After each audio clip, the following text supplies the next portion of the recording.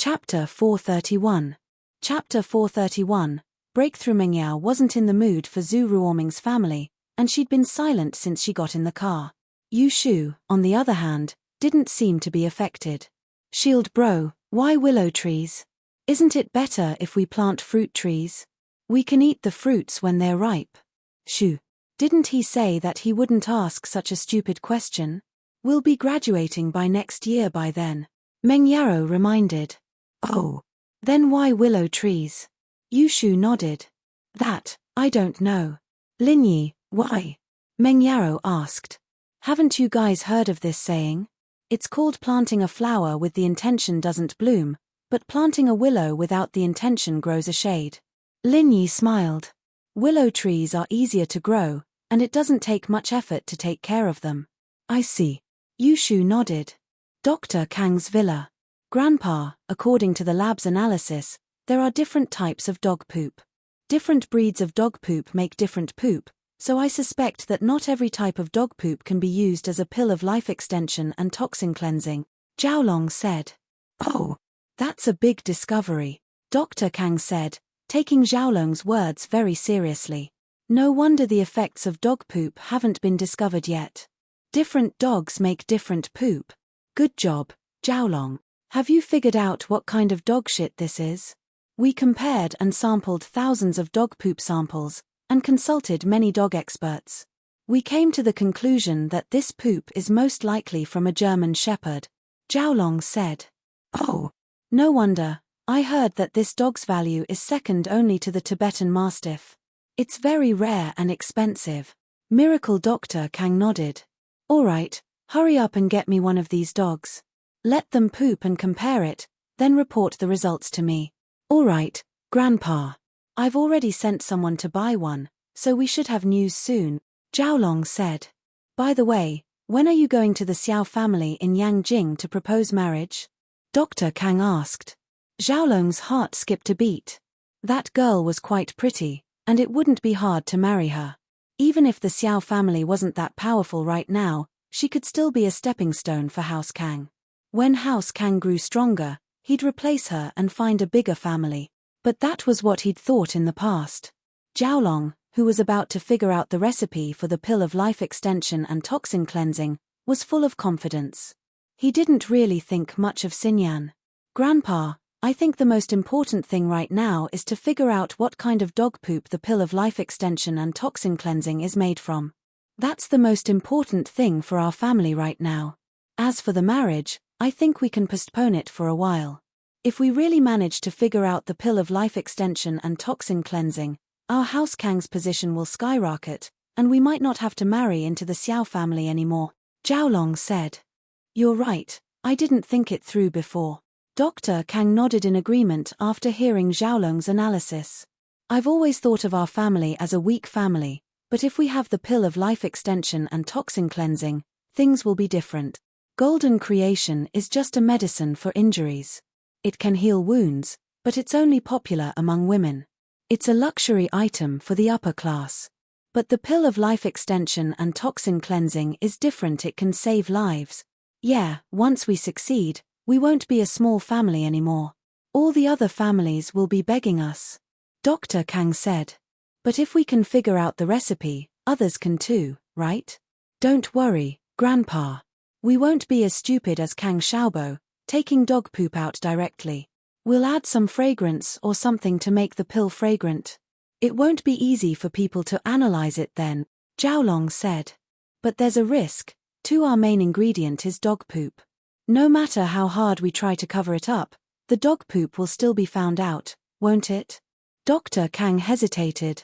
That's true. Zhaolong nodded. It looks like I'll have to figure out how to keep the recipe a secret. Grandpa, I have an idea. Kang Ming, who hadn't had the chance to speak up until now, stood up. He didn't want Zhaolong to take the lead. We'll reduce the proportion of dog poop in each pill, making it as rare as possible. We'll use the rest of the useless ingredients, so we'll just need to take a few more pills. It had to be said that Kang Ming's plan was worth 3. Dr. Kang and Zhaolong listened to Kang Ming's plan and were enlightened. Dr. Kang said, Illumination's method is feasible. Not bad, You two brothers, one intellectual and one martial. House Kang will be able to flourish in the future. Jiaolong wasn't happy that Kang Mingming took half of the credit, but he had to admit that Kang Mingming's method was very good. Diluting the dog poop and making it look like a supplementary ingredient that people could ignore. Hee hee. Kang Mingming smiled. Grandpa, big brother doesn't like that girl. Why don't you give her to me? Kang Jiaoming didn't have any great ambitions in his heart. Sneaking around was fine, but he didn't want to be in control of the corporation. As long as he got the shares in his hands, being a playboy wasn't a bad idea. So when he saw that Jiaolong wasn't interested in Wang Xinyan, he wanted to take her for himself. You brat, what are you thinking? She's your sister-in-law. Dr. Kang glared at his grandson helplessly. Hihi, I was just saying. Kang Mingming felt that it wasn't appropriate and quickly changed his words. Fatty Lai finally got Lin Yi's number from Shuamin with tears and snot on his face. He'd asked for Liu Qianni's number before, but Liu Qianni wouldn't give him Lin Yi's number no matter what. In the end, Fatty Lai panicked and wanted to be irreconcilable enemies. Liu Qianni had no choice but to give him some advice. Brother Lai, it's not that I'm trying to make things difficult for you, but I really don't dare to. I'm begging Miracle Dr. Lin, how could I just give his information to someone else? How about this? Professor Guan and Miracle Dr. Lin are very close. Go beg him, he'll definitely have a way. I begged him back then, and so, Fatty Lai ran to Shuamin's house as if he'd received an imperial edict. Shuamin didn't tell him, so he knelt in front of Shuamin's house and started crying. Guanxin came home from her night shift and was shocked to see a fatty crying in front of her house. You. Who are you? What do you want? You are. Are you Guan Shuamin's family? Fatty Lai raised his head and asked as soon as he heard someone talking to him. Chapter 432. Little Bodyguard? Ah. You're Professor Guan's granddaughter? That's great. Do you know Miracle Dr. Lin Yi's number? I'm looking for him. Fatty Lai started sobbing again. My dad has uremia and he's dying. Miracle Dr. Lin can cure him, but Professor Guan won't tell us his number. Lin Yi was stunned. You're looking for Lin Yi? Guanxin paused and looked at the pitiful Fatty Lai. Why don't I tell you? If he blames you, just tell him I gave it to him. Guanxin was a kind-hearted person. She couldn't bear to see the fatty crying in front of her door, so she gave him Lin Yi's number. Thank you, Miss Guan, you're such a kind-hearted person. You must be Miracle Dr. Lin's girlfriend, right? Fatty Lai may be a crybaby, but he was a veteran in the business world. His ability to read people's expressions was extraordinary. He saw Guanxin's blush when she mentioned Lin Yi, and he knew that her relationship with Lin Yi wasn't simple. No wonder Shuamin and Lin Yi were so close. It was because of this. Fatty Lai had been wondering why Lin Yi started a medicine company with Shuamin. Did he trust Shuamin that much? Lin Yi's medical skills were much better than Shuamin's, so there was this layer of relationship between them. No. We're just good friends. Guanxin was embarrassed by Fatty Lai's words, stuttering as she blushed. But she was happy inside. The fatty may be a crybaby, but his words were nice. Giving him her number wasn't a waste.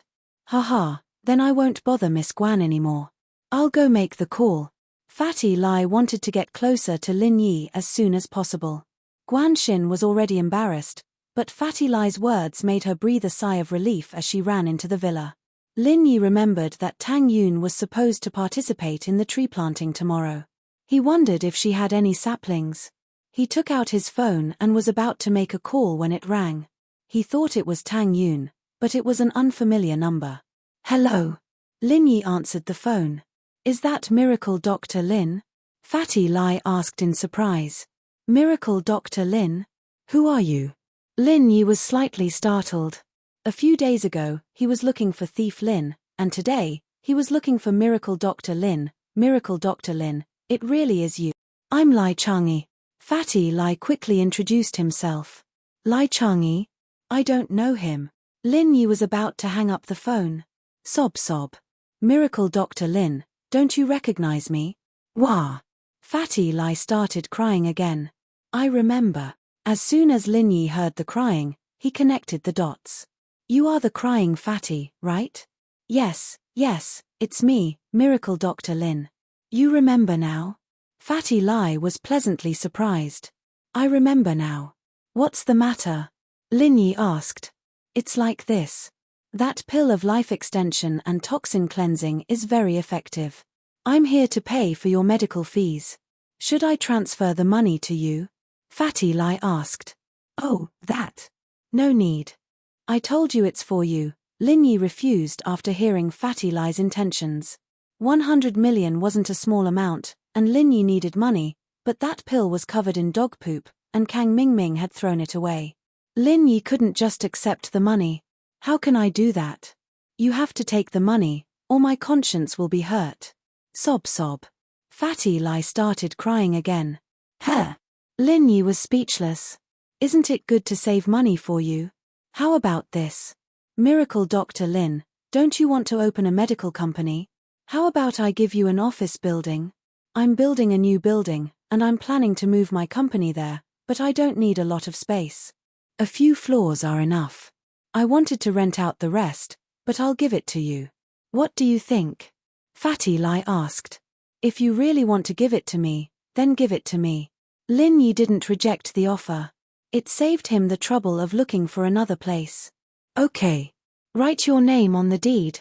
Fatty Lai was overjoyed that Lin Yi didn't reject him anymore. Write Grandpa Guan.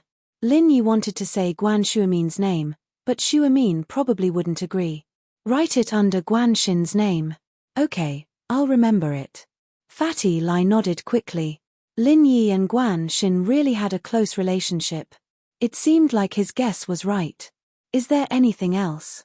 Lin Yi was in a hurry to call Tang Yun. He wasn't in the mood to waste time with Fatty Lai. Yes. That pill of life extension and toxin cleansing. Can you sell me another one? Fatty Lai stated his intentions. Oh, your old man won't die for a while. Lin Yi said. When the medical company opens in a few days, I'll take some out for auction. You can buy it then. Okay. As long as it's for sale. Fatty Lai didn't lack money. He didn't care if it was an auction or not. Sob, I'm so happy. Lin Yi hung up and let out a sigh of relief. This guy was too much of a drag. He couldn't take it anymore. He shook his head and dialed Tang Yun's number. Hello. Lin Yi. What's up? Tang Yun had just returned home from the hospital when she received Lin Yi's call. We're planting trees at school tomorrow. Do you have a tree? Lin Yi asked. Yeah, do you want one? I have a lot in my yard. Tang Yun said. Just a couple of saplings will do. Ooh. Lin Yi slapped his forehead, remembering that Tang Yun lived in a house in the slums. There was a yard in front of their house, and there were a lot of wild saplings. No, I was thinking that if you don't have any, I can buy some for you. No need, haha. Tang Yun was very happy. Her heart was filled with sweetness at Lin Yi's concern. So, the feeling of being in love was a wonderful thing. She had always rejected it, but now that she really liked someone, she couldn't stop it. All right, see you tomorrow. They chatted for a while until Mrs. Tang called Tang Yun for dinner. Lin Yi hung up. In the floating cloud bar, Jian Wen's face was dark as he sat beside Cihua. Cihua bro, you have to help me this time. Send some strong people to teach that Lin Yi a lesson. Tai Zhao and I are in big trouble this time. Cihua didn't say anything. Cihua bro, you know that the masters from the Fire Wolves were taken away by my big bro. The new masters aren't here yet. I wouldn't be asking you for this if it wasn't for that. Jian Wen was panicking when Cihua didn't say anything. Master. What level of master? Cihua sighed, finally speaking. Chapter 433. Chapter 433, Jian Wen's Visit Little Bodyguard? Cihua smiled coldly. Golden Class Early Phase. Is that so strong? Golden Class Early Phase isn't strong? Normal people like us can never reach that height in our lifetimes. Not to mention Golden Class Early Phase, even Body Refinement and Qi Refining Late Phase can't reach it. Jian Wen evidently knew a lot about ancient martial arts, and knew that there were two ways to reach Golden Class, Qi Refining and Body Refinement. Haha, that's true, But Lin Yi isn't a normal person. Sihua said faintly. Why would I keep him around if he was? Now that he had established a working relationship with Jian Wen, the two sides were having a good time working together, and Sihua had gotten a huge amount of money from it. He didn't think that selling human organs would be this profitable. No wonder House An, who wasn't that famous before, had become a new noble house all of a sudden. Sihua didn't want to have anything to do with Jian Wen right now, and so he told the truth about Lin Yi. Not a normal person? What do you mean? Jian Wen paused. Isn't he Meng Yao's bodyguard? Do you think anyone can be a bodyguard? Peng Zhan wouldn't have hired him to be Meng Yao's side if he wasn't capable at all. Sihua shook his head. Peng Zhan is a person like that. Even the shareholders of his company have masters protecting them, and that forbot beside him must be at least golden class. Why would he put a piece of trash beside his beloved daughter?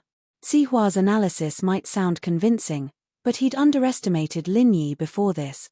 Many people were like that they wouldn't be able to see the reality in front of them if they didn't experience it themselves.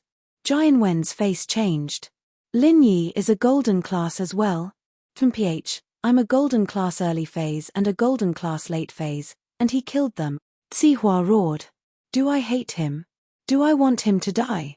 Of course I hate him, of course I do. But I have no choice, I don't have the strength to fight him. What? What did you say? Sihua bro, are you saying that an early phase and a late phase golden class were killed by Lin Yi? Jian Wen's eyes went wide as he stared at Sihua in horror. He felt as if his scalp was about to explode, a chill running down his spine. I'm not sure if he killed her, but it looks like a car accident. Sihua sighed, calming himself down. But I don't believe that two golden class masters would die in a car accident. Plus, I sent that early phase golden class master to test Lin Yi, and he didn't get any advantage. Ah! Jian Wen was completely dumbfounded.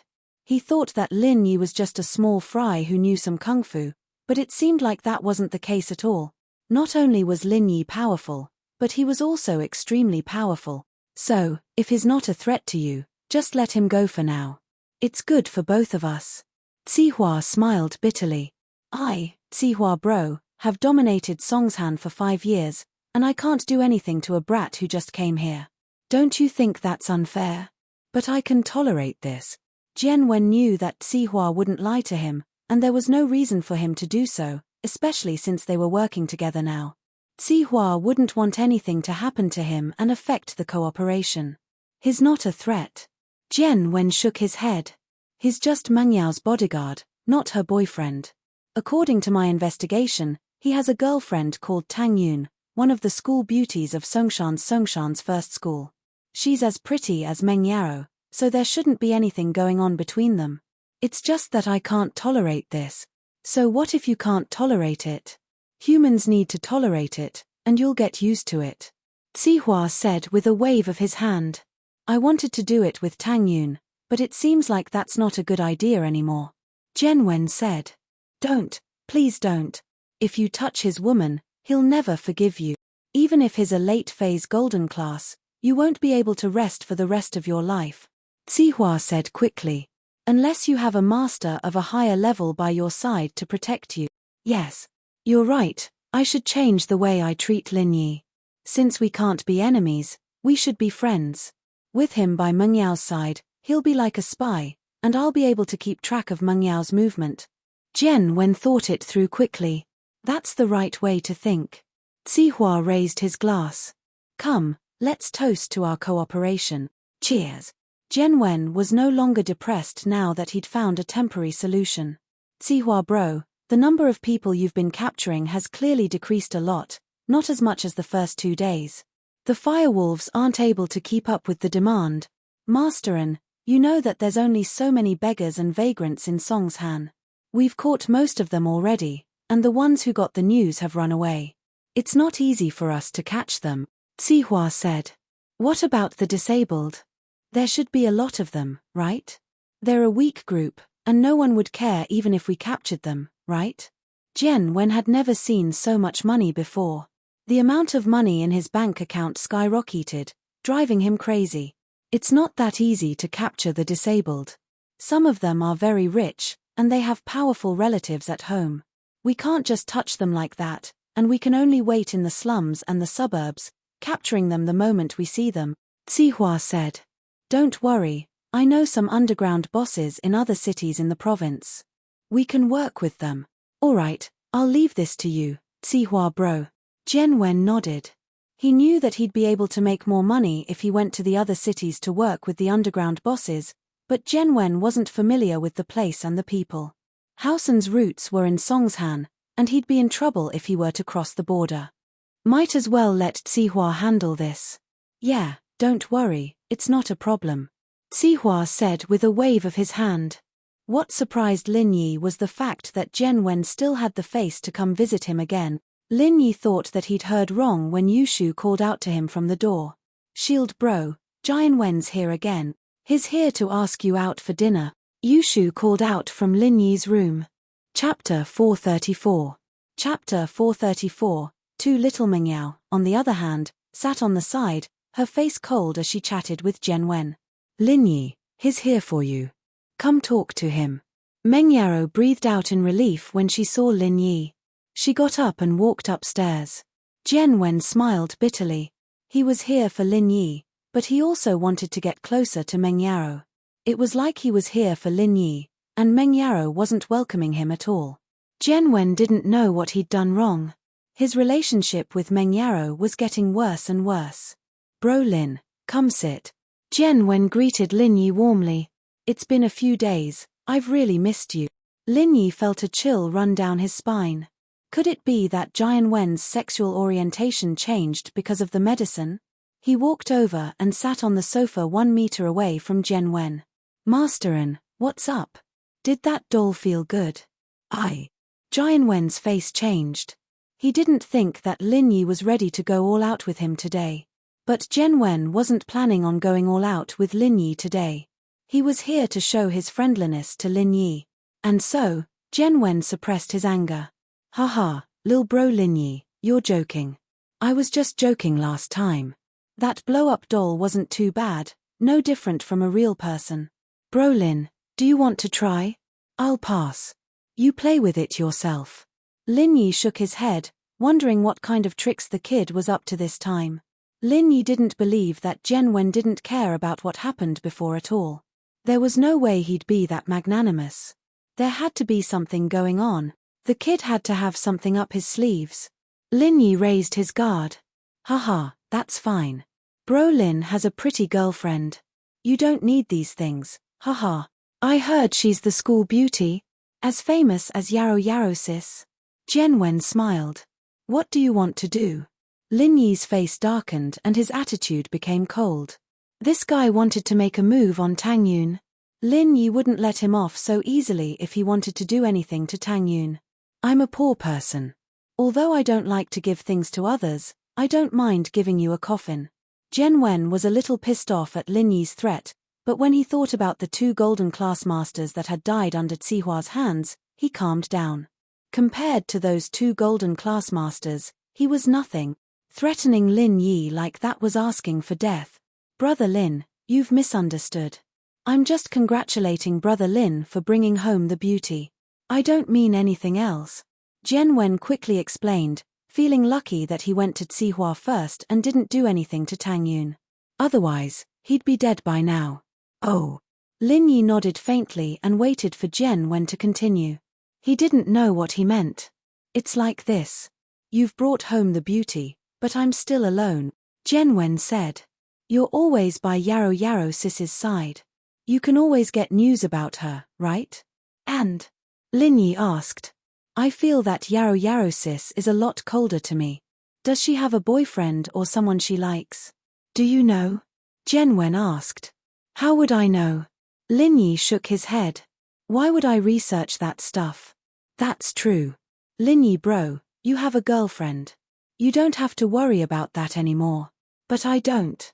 I've been chasing after Mengyao for so many years. You don't know how a hungry man feels. Jianwen's voice was very serious. I've wronged you before because I thought you were Mengyao's boyfriend, but now that I've done my research, we don't have anything against each other at all. We can totally be friends. Oh, I would have been in trouble if I hadn't been alert. Lin Yi didn't pity him at all. What did it have to do with him whether Jian Wen got Meng Yaro or not? Lin Yi couldn't let someone as dangerous as Jian Wen get close to Meng Yaro. Ha ha. Jian Wen was a little embarrassed. We got to know each other after a fight. Plus, you didn't lose anything, brother Lin. Oh, then what do you want me to do?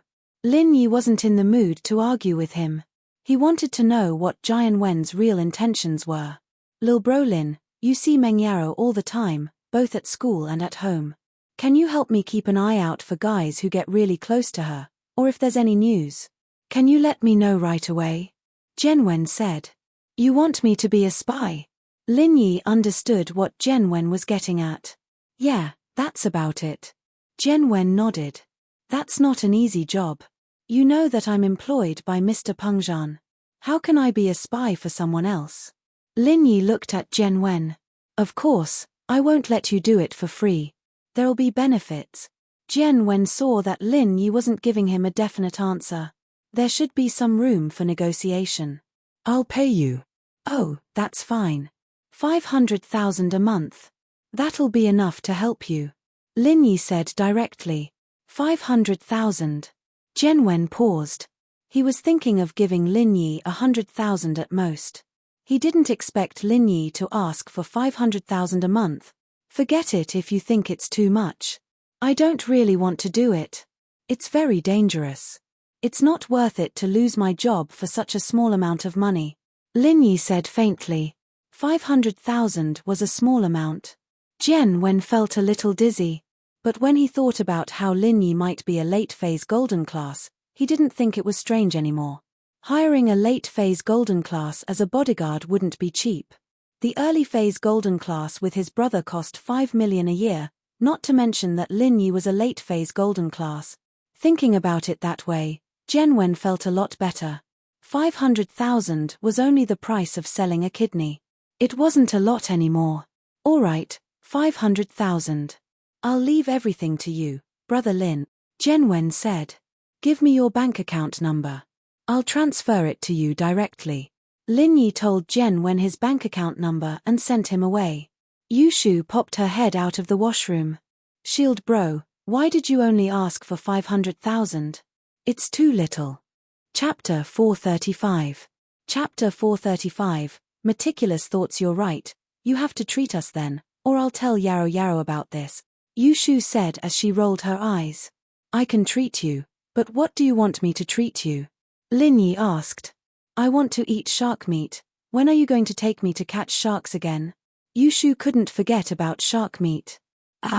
Maybe when the time comes. Lin Yi sweated. Shark meat wasn't tasty at all. Why was Chen Yi so addicted to it? The next day, the entire graduating class was suspended for a day, and the tree planting activity began. This was a group activity second only to the spring outing and art festival. After entering the 12th grade, the extracurricular activities had decreased a lot, so most students were looking forward to this activity. Lin Yi, naturally, couldn't be too close to Meng Yaro and Yushu in school. Lin Yi gave them the willow seedlings and told them a few things to pay attention to before going to find Tang Yun. Tang Yun brought an elm seedling, which was one of the easiest to grow, similar to Lin Yi's willow. Tang Yun was very happy to see Lin Yi walking over, but hesitated. She had accepted Lin Yi from the bottom of her heart, but walking with Lin Yi in front of so many students was still a little embarrassing. Let's go there, there's less people there. Tang Yun pointed at an empty space not far away. Okay. Lin Yi nodded and went to hold Tang Yun's hand. Tang Yun jumped in fright and tried to run away like a rabbit. She dodged to the side, but she was afraid that Lin Yi wouldn't be happy, so she dodged back and looked around. Only after making sure that no one was looking did she give her hand to Lin Yi. Ha! Lin Yi couldn't help but find it funny looking at Tang Yun's timid face, but he had the urge to protect her even more. She was a cute girl. I'll carry it for you. Lin Yi saw the shovel and seedlings in Tang Yun's hands and grabbed them. It wasn't much for him, but it was a bit heavy for Tang Yun. They found a place with fewer people and Lin Yi placed the seedlings on the ground, preparing to dig a hole. This seems to be Zhu Ruoming's turf. He used to plant trees around here and wouldn't let anyone plant here. Tang Yun looked around and said to Lin Yi, I was wondering why there were so few people here. Let's do it here then. Lin Yi heard that it was Zhu Ruoming's turf. Tang Yun heard Lin Yi's words and couldn't help but laugh. She covered her mouth and laughed. She couldn't hide from Zhu Ruoming before. She didn't dare get close to him. But now, he was planting trees in his turf. Ming bro, isn't that your turf? Why did someone take it over? Yun Lingxi carried the seedlings and looked up to see that their turf had been taken over. How dare someone plant trees in my turf? I'll dig up their trees and throw them away. Ruoming was infuriated by Yun Lingxi's words as well. He was about to run over when he suddenly stopped in his tracks. What? It's Lin Yi. Are we still going to chase them away? Yun Lingxi asked carefully. Chase my ass, let's go help them. Zhu Ruoming didn't dare to provoke Lin Yi. He quickly put on a smile and walked over. Boss Lin Yi, are you planting trees with sis-in-law? I heard that they took over your turf. Do you want me to change it? Lin Yi looked at Zhu Ruoming and asked faintly. Boss Lin Yi, look at what you're saying. This is the school's land, how can it be mine? I planted a few trees nearby, but they're not mine. Besides, I'll continue planting trees next year and the year after that to protect Boss Lin Yi and sis-in-law's trees in the middle. I'll be the guardian of the trees, Zhu Ruoming said flatteringly. Oh, you've planted quite a lot of trees. It looks like you've been studying for years, Lin Yi said sarcastically. Yeah, look at the trees all over the place. I've planted quite a few of them, Zhu Ruoming said proudly. I'm planning to plant fruit trees this year and we'll be able to eat them next year. Boss Lin Yi will bring sis-in-law back to eat too, right? Let's talk about it when we're free. Lin Yi was speechless. This Zhu Ruoming wanted to continue studying in high school and never graduate. Tang Yun's body was shaking from laughter. With her bright and beautiful face, she looked like a flower. Zhu Ruoming was also stunned, but he didn't dare to stare too much. He knew that Tang Yun was no longer the Tang Yun of the past. If he still had any improper thoughts, the consequences would be unimaginable. Lingxi, come, let's help Boss Lin Yi dig a hole. Zhu Ruoming stretched his arms and got ready to work. In the past, he would find a laborer to do this, but today, he had to do it himself. He wanted to calm Lin Yi's anger as soon as possible. Otherwise, if Lin Yi came looking for them, their family would be finished. Even Uncle Yang wasn't Lin Yi's opponent. What was he? All right, you don't have to do it. Go away. Lin Yi looked at Zhu Ruoming's clumsy look and frowned. You just need to stay away from me and Tang Yun from now on. Don't worry, I don't care about small fries. Yes, then I'll go. Zhu Ruoming heard Lin Yi's words and was overjoyed. His personal safety was guaranteed. Although he was seen as a small fry by Lin Yi, even if he was seen as an ant, as long as Lin Yi didn't come looking for trouble, he would accept it. After Zhu Ruoming left, Lin Yi quickly dug 2 holes. This kind of thing couldn't be easier for Lin Yi. It was much easier than Zhu Ruoming. Shock flashed through Tang Yun's eyes. Only now did Tang Yun understand that Lin Yi wasn't some young master at all.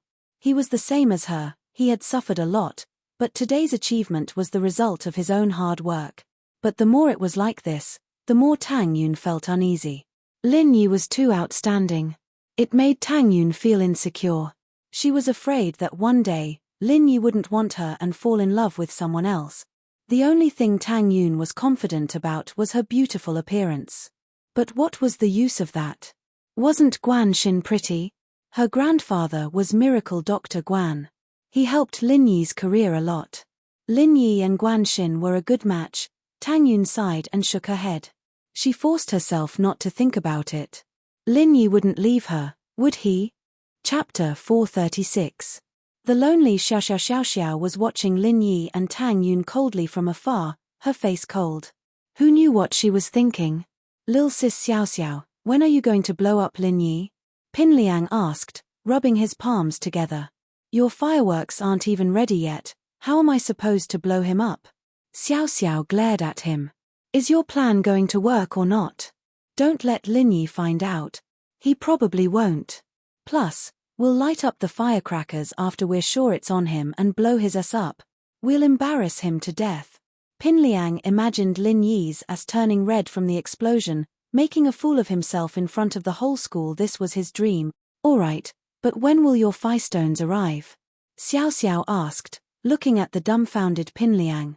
Soon, I've called a couple of times already, Pin Liang said. They're flying it over right now. It's called the Eskimo tree. Xiao Xiao looked at Pin Liang oddly. Only a crazy person like him would fly a tree over. You play then, I'll be going back. Xiao Xiao turned and walked back to the school building. One had to admit, Xiao Xiao was the weakest of the big four, and yet she could order the second and third of the big four around. How cool was that? Xiao Xiao, on the other hand, was lonely. She didn't have a single true friend. She looked at the stupid Yushu next to Meng Yaro, and the Kang Xiaobo next to Lin Yi. Xiao Xiao was a little envious. They all had friends, but she didn't. Friends? I don't need them, Xiao Xiao said in her heart. I don't need friends, and I don't need friendship.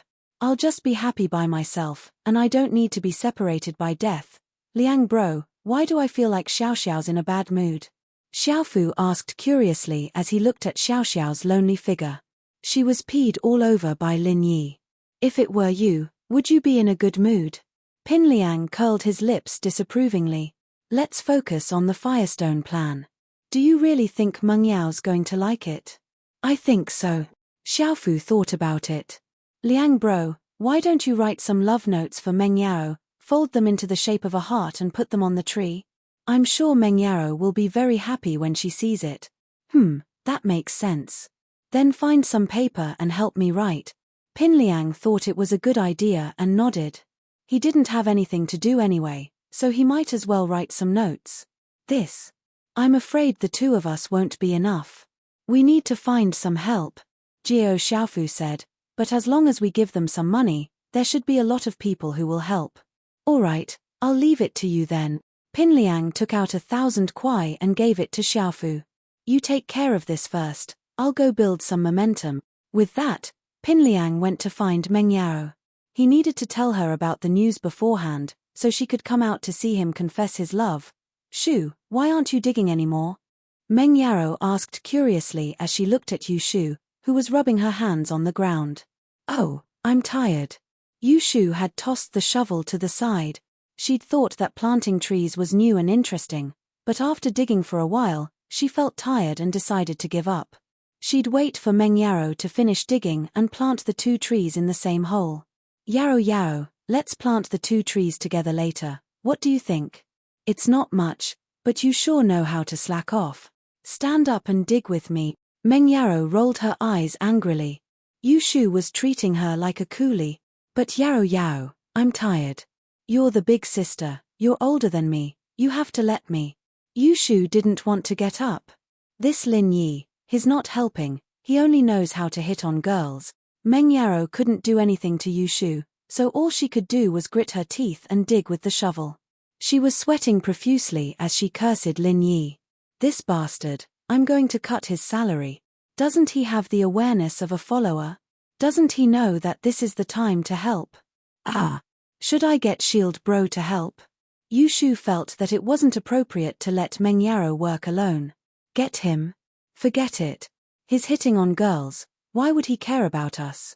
Meng Yao hemphed. I don't know what's so good about Tangyun, our Shu is so much prettier than her, and cute too. Oh, Yao isn't bad either, why don't you go seduce Shield Bro and give him a taste of sweetness? He'll come and work for you, right? Yu Shu suggested. Why don't you go with such a stupid suggestion? You have big boobs, you're perfect for seducing him. Meng Yao glared at Yu Shu. Okay, I'll try it next time. Yu Shu nodded in agreement. Meng Yao was about to continue lecturing Yu Shu when she heard Yu Shu call out happily. Yao, we have a helper, the coolie is here. Chem. Meng Yao paused and raised her head to see Pin Liang walking over quickly. She asked in a low voice, You're not talking about Pin Liang, are you?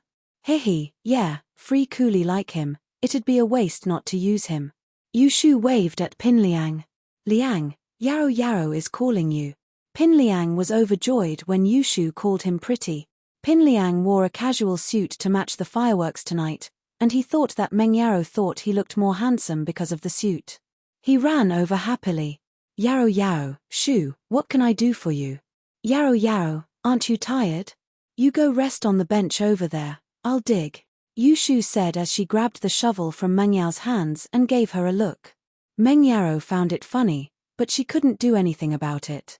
Yu Shu was more brainless than anyone else when she was with her, but she was so smart in front of others. She didn't know if it was an act or something. Yu Shu was most likely trying to send her away so that Pin Liang could dig a hole for her. She knew that she wouldn't be able to help Pin Liang dig a hole if she was there, but now that she was gone, Yu Shu could use her name to get Pin Liang to do it. I'll go rest then. Meng Yaro didn't want Pin Liang's help, but digging a hole was really tiring. She really wanted to rest. Chapter 437. Hiring coolies. Pin Liang wanted to talk to Yu Shu about the fireworks tonight without Meng Yaro, but it wasn't a good idea to do it in front of Meng Yaro. If Meng Yaro didn't give him face and rejected him outright, Pin Liang would be in a very bad spot. He wouldn't even have a chance to turn things around then. As a result, Pin Liang planned to talk to Yu Shu first. As long as Yu Shu was willing to help, he'd be able to trick Meng Yaro into coming out. He was sure that Meng Yaro would definitely come out to see his fireworks show, and maybe she'd even fall in love with him. Yaro Yaro, go get some rest. Shu's right, you need some rest, Pin Liang said, following Yu Shu's lead. Meng Yaro was more than happy that Pin Liang wouldn't bother her anymore. Since he'd asked her to leave, Meng Yaro naturally wouldn't reject him. Yu Shu blinked at Pin Liang after Meng Yaro left. Liangi, what do you need from me? Just say it. How did you know? Pin Liang blinked. This Yu Shu really knew how to predict things. When have you ever come to me without asking for my help? Yu Shu grinned as she handed the shovel to Pin Liang. Dig a hole for me first, then tell me what's going on. Okay. Pin Liang quickly took the shovel and started digging, looking at Yu Shu gratefully. She'd always been a troublemaker when he asked for her help before, but she was being nice today. Meng Yaro would have fainted if she'd known about this. Yu Shu hadn't even promised Pin Liang anything yet, and all she did was treat him nicely. Pin Liang was probably the only idiot in this world who'd fall for something like that. I'm thirsty. Get your lackey to get me some cold drinks, Yu Shu said as she sat down on a pile of dirt, hugging her legs. Okay. Pin Liang called out to Xiaofu, who wasn't far away. Xiaofu, go get some drinks, make it cold. Come back quick. Xiaofu left to get the drinks, and Pin Liang finally spoke up. Shu, I really do have something I need to get rid of you for. Oh, say it. What's the matter? I'll see if it's okay. Yu Shu nodded carelessly, a little unhappy that Pin Liang had stopped digging. I'll do it myself if you don't want to. You don't need to say anything, let me finish first. I'll dig, how can I let you dig? Pin Liang jumped and started digging again. I'll tell you as I dig. Here's the thing, there's a tree called the Eskimo tree, and it's said to be a symbol of love. Legend has it that if you confess your love to a girl under this tree, she'll fall in love. You're not going to tell me that you brought an Eskimo tree here, are you? Chen Yushu asked. How could there be such an idiot in this world? How could he believe such an unreliable legend? Yeah, I sent one over by air. I've already asked Xiaofu to write some confession notes and hang them on the tree, Pin Liang said. Is that so? Yu Shu replied indifferently as she played with her phone. Of course, that's not the main show. I've prepared a show called Fireworks That Never Sleeps. I'm going to release fireworks on the tree and turn them into Yaro Yaro's name in the sky to confess my love to her. Pin Liang didn't know if Yu Shu was listening to him. He gritted his teeth in anger, but he didn't dare get angry. Oh, there's fireworks. That's fun, I'll definitely go see it. Don't worry, I'll bring Yaro Yaro with me. Yu Shu, naturally, wanted to see the magical fireworks. That's great. Pin Liang was overjoyed, and his digging speed increased. It wasn't long before he had a big hole. Shu, do you think this hole will work? Sure, you can dig another one next to it. Yu Shu nodded, satisfied. Again. Pin Liang's face turned bitter. One was already tiring enough, and he still had to dig another one. This one's mine. You can dig another one for Yarrow Yarrow, but it's fine if you don't want to. I'll call Yarrow Yarrow over and tell her that you don't want to help her. Yushu stood up and went to call Meng Yarrow. Don't. Pin Liang almost cried. He had worked so hard for so long just to dig for Meng Yarrow. If Yushu yelled at him like that, all his effort would go to waste. Who knew, Yushu might do something bad to him and ruin the night. With that thought, Pin Liang gritted his teeth. I'll keep digging. How can I let you and Yarrow Yarrow do it? Leave these things to us men. Then you can continue. Yarrow Yarrow said that she likes stronger guys, Yushu said as she sat down. I'm strong. Look at me, I'm not tired at all. I'm only using 30% of my strength. I can still speed up. Pin Liang said quickly. It wasn't long before Xiaofu came running over with a few bottles of drinks. Liang bro, I bought them. Is this enough? It's enough. Pin Liang waved his hand, signaling Xiaofu to leave. He handed 2 bottles to Yushu. Give one to Yarrow Yarrow as well? Yeah, I'll go then. Take your time, call me when you're done, Yushu said as she took the drinks and ran over to Meng Yarrow. Pin Liang was sweating profusely as he dug with the shovel. He was trying to show off how strong he was. He was tired, but he was gritting his teeth with a smile on his face. Yarrow Yarrow, here's a bottle. Yushu handed one to Meng Yarrow. I'm not drinking. You drink it yourself. Meng Yarrow shook her head. She was usually careful not to leave any openings for Pin Liang, especially when it came to things like this. Then I'll drink it myself. Yushu didn't care she was already used to blackmailing Pin Liang. You tricked him into digging? Meng Yarrow frowned as she watched Pin Liang work hard. No, I just said that Yarrow Yarrow likes strong guys, and he wanted to show off. Yushu said with a smile. Since when do I like strong guys? Meng Yarrow blinked. She didn't expect Yushu to come up with an excuse like this to trick Pin Liang. Isn't Shield Bro very strong? You don't like him? Yushu asked. Chapter 438. And 4-drip Pin Liang was drenched in sweat after digging 2 holes, but he could almost see Meng Yarrow looking at him with a face full of admiration. Liang bro, you really are my Prince Charming. Pin Liang wiped the sweat off his forehead, feeling energized from head to toe. He wasn't tired anymore. He was daydreaming when Yushu walked over with a grin on her face. Liang, Yarrow Yarrow's asking if you're tired. I'm not tired, it's only been a while. I'm not tired at all. It wouldn't be a problem for me to dig 8 to 10 of these holes in one go, Pin Liang said. Oh, that's great. Yarrow Yarrow said that she likes strong and helpful guys the most, so go help others dig their holes, Yushu said. Ah! Pin Liang almost fell headfirst into the hole at Yushu's words. He still had to help others dig. But he'd already said what he'd said, wouldn't he be slapping his own face if he went back on his words now? Pin Liang had no choice but to nod dejectedly. I'll go help others. Hey, we finally got rid of that idiot.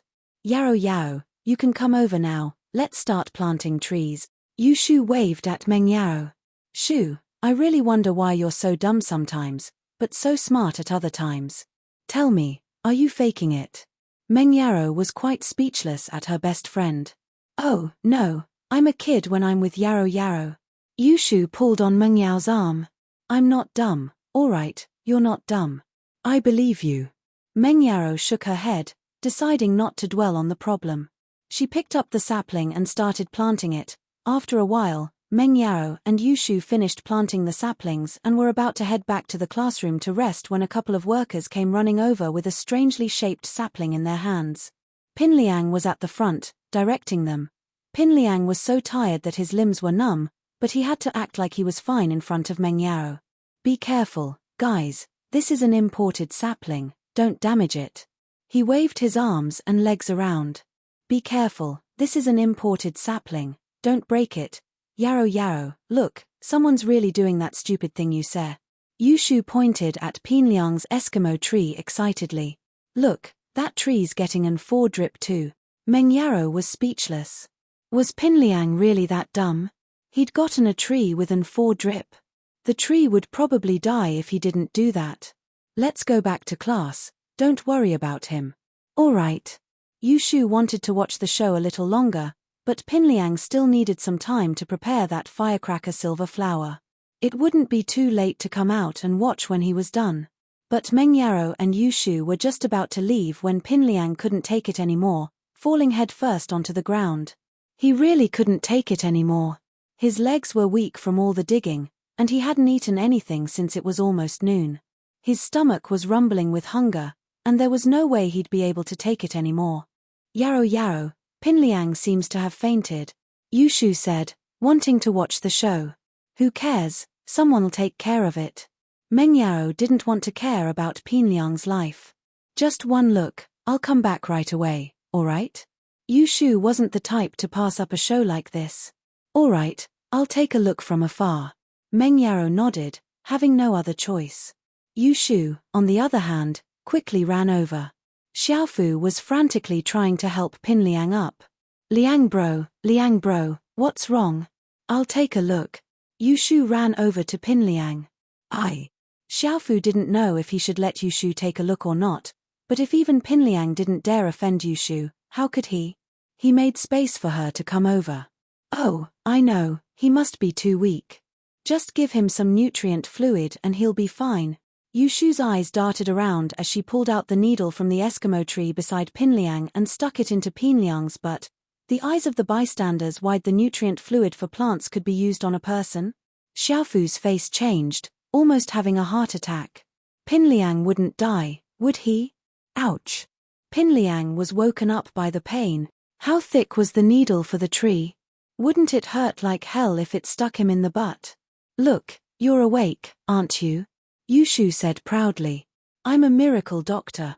The bystanders almost fainted at Yushu's words. You call yourself a miracle doctor? But Pinliang did wake up. Yushu, of course, wasn't an idiot. She wouldn't murder someone in front of so many bystanders. There was a lot of meat on his butt, and it wouldn't hurt much. Alright, you don't need to thank me. I'm leaving. With that, Yushu turned and ran away, but when Pinliang turned his head to look at the huge needle sticking out of his butt, he fainted again from the shock. What do we do? He fainted again. Should we pull the needle out and stick it in again? Xiaofu said, troubled as he looked at the unconscious Pinliang. Shu, how can you just do that? What if you kill him? Meng Yarrow said, shocked by Yushu's actions. Hihi, I won't, I pick the fleshy parts to stick it in. Yushu said. Meng Yarrow didn't know what to say. Wasn't her best friend a little too cruel? Jiaolong called a couple of pet shops, but none of them had purebred German shepherds. There were purebred German shepherds, but Jiaolong compared them with dog poop. There was still quite a difference. So Jiaolong decided to get a purebred German shepherd. He asked around and found out that purebred German shepherds needed to be ordered, but the order period wasn't clear yet. It was a more expensive breed, and the pet shop would usually contact the supplier after there was a buyer. Jiaolong was in a rush, and naturally, he couldn't wait for them to order. He could only use his connections to find out if there were any German shepherds in Donghai, and he really did find out. The owner of a big hotel in Donghai had a German shepherd, and coincidentally, he was a friend of Jiaolong's grandpa. He even went to Jiaolong's birthday celebration. Chapter 439. Chapter 439, testing. This was a serious matter that concerned the future of House Kang, and so Dr. Kang took it very seriously. He called the owner of the hotel after talking to Jiaolong. He seemed to remember the owner bringing a dog with him on the day of the birthday banquet, but he didn't pay much attention to the dog at the time. He didn't know if it was a German shepherd or not. Mr. Zhong. I'm Kang Light Sai. Dr. Kang had a good relationship with the owner of the hotel. Other than the big houses, all the other businessmen had a good relationship with House Kang. After all, House Kang was one of the most successful businessmen among them. They weren't as successful as the big houses, but they were much stronger than them. Hello, Dr. Kang. What can I do for you? The owner of the hotel asked curiously. Why would Dr. Kang call him personally? Even if they had contact, it would be through the eldest son of Dr. Kang, Kang Gui Feng. It's like this. I heard that you have a German shepherd. Dr. Kang asked. Oh, I do have one. Mr. Zhong paused. He didn't know why Dr. Kang would suddenly bring this up. My wife doesn't have much to do at home, and she likes dogs. I think we brought that shepherd to your birthday banquet. Mr. Zhong, my grandson Jiaolong likes German shepherds. We've been to many pet shops, but we couldn't find one. I wouldn't be asking for it otherwise. Dr. Kang hesitated. Asking for a dog from Mr. Zhong might raise suspicions, but the situation was urgent. He didn't have time to think about it. Besides, even if Mr. Zhong suspected something, he wouldn't think that he was after dog poop. Oh, so Dr. Kang's grandson likes German shepherds? That's it. I'll get someone to send it to you later. Mr. Zhong paused. He didn't think that Dr. Kang would call to ask for a dog. What kind of big deal was this? With the Kang family's current power and financial resources, what dog couldn't they buy? Mr. Zhong didn't think much about the fact that Mr. Kang was calling him to ask for the dog, so he agreed without much thought. Miracle Dr. Kang, this dog of mine is a little special. My wife has been spoiling it since it was young, and it often steals food from our house, pees, and defecates everywhere. If you hadn't mentioned this, I would have sold it or given it to someone else. But since I'm giving it to you, I have to tell you this first, I can't lie to you. Dr. Kang thought to himself, isn't it good to poop? He was afraid that it wouldn't poop, so he said, this is just a small problem. It's not a big deal.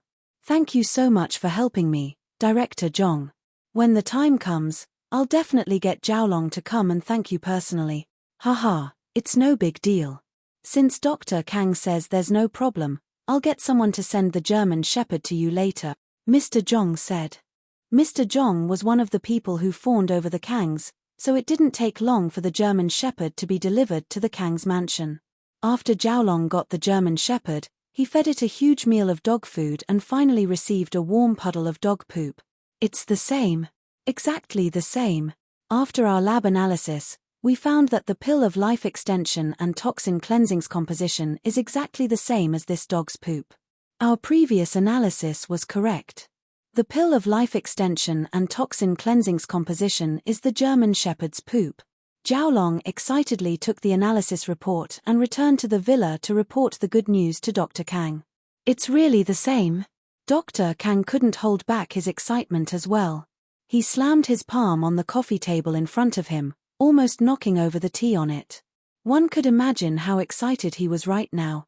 It's really the same. We've got the composition of the pill of life extension and toxin cleansing, Jiaolong said.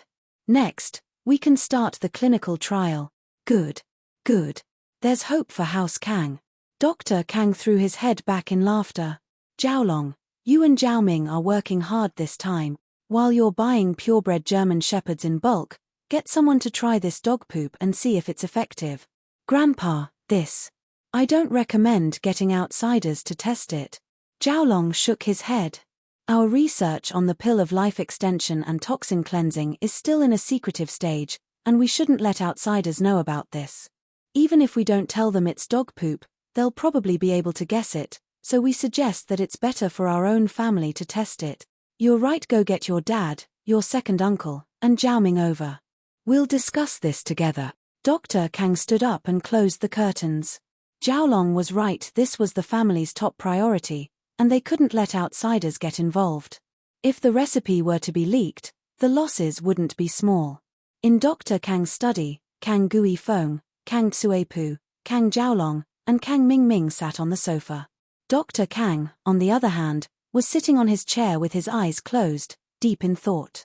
No one dared to disturb him, and they all sat on the side carefully, waiting for Dr. Kang to speak.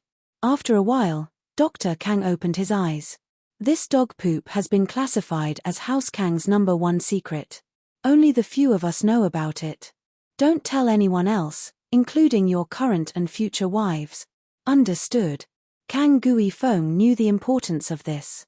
Once the pill of life extension and toxin cleansing was successfully developed, House Kang would be in a completely different position. As a result, this recipe couldn't be leaked. Tsuepu and Jiaolong nodded as well, even Kang Mingming understood the importance of this. He quickly promised, Grandpa, don't worry, we won't tell anyone. All right. Next up, we'll be researching the clinical trial. Jiaoming had enough trouble with it before, so this time, he won't be participating, Dr. Kang said.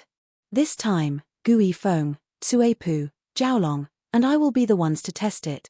Grandpa, I'm fine.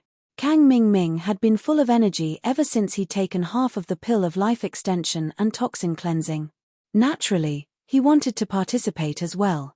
Since you've requested it, then let's participate as well. Dog poop doesn't go bad even if it doesn't taste good. Dr. Kang nodded, not insisting. I'll take the remaining half of the pill of life extension and toxin cleansing. You guys split the dog poop. Miracle Dr. Kang said as he pointed at the 2 boxes on the coffee table. Dr. Kang wasn't an idiot. Although it looked like the dog poop was the pill of life extension and toxin cleansing, he couldn't guarantee that it was the case. As a result, he decided to take the remaining half of the pill. Kang Mingming actually wanted to take the other half of the pill, but seeing that his grandpa had taken the initiative, he didn't want to argue. He could only nod in agreement. Chapter 440. Chapter 440, Xiao Xiao's weird behavior. The students returned to their classrooms after planting the trees. They didn't need much supervision from the teachers, after all. If they wanted to learn, they'd learn, and if they didn't, like Zhu Ruoming, there was no point in forcing them. Meng Yaro and Yu Shu went back to the classroom and looked at their MP4 for a while before taking out their revision materials. The bridge of college entrance exams wouldn't get wider just because they were pretty, and the two didn't want to rely on their families. They wanted to get good grades on their own. Tang Yun and Lin Yi finished planting the tree, and Tang Yun went back to her classroom to study. She'd been busy with her father's surgery and her relationship with Lin Yi recently, so she didn't put much effort into her studies. If she didn't work hard, her grades would drop. As much as Tang Yun wanted to spend more time with Lin Yi, what if she couldn't get into college? After lunch, Tang Yun and Lin Yi went to the food street behind the school to see Mrs. Tang before going back to their respective classrooms. Xiao Xiao sat in her seat, eating her lunch. She was alone, and there was no one around. Lin Yi walked over, and Xiao Xiao only raised her head to look at him before going back to eating. This restaurant's lunch isn't clean. I ate it before, and there was a fly in it. Lin Yi said with a smile as he looked at the logo on Xiao Xiao's lunch. Phut. Xiao Xiao spat out the rib she'd just put in her mouth before glaring at Lin Yi. Did you do that on purpose? Ha, I was just reminding you. Lin Yi shrugged. Sitting at the same table with Xiao Xiao made Lin Yi feel uneasy. He had to think of a way to get rid of her. Xiao Xiao looked at Lin Yi hatefully. Fine, you asked for it. She'd thought that blowing up his butt was a bit too much, but since you're so evil, she'd make sure to make a fool out of you tonight. Me. Pin Liang sent a text to Xiao Xiao, informing her that he could move on to the next step of his plan when it was time for the night self-study session.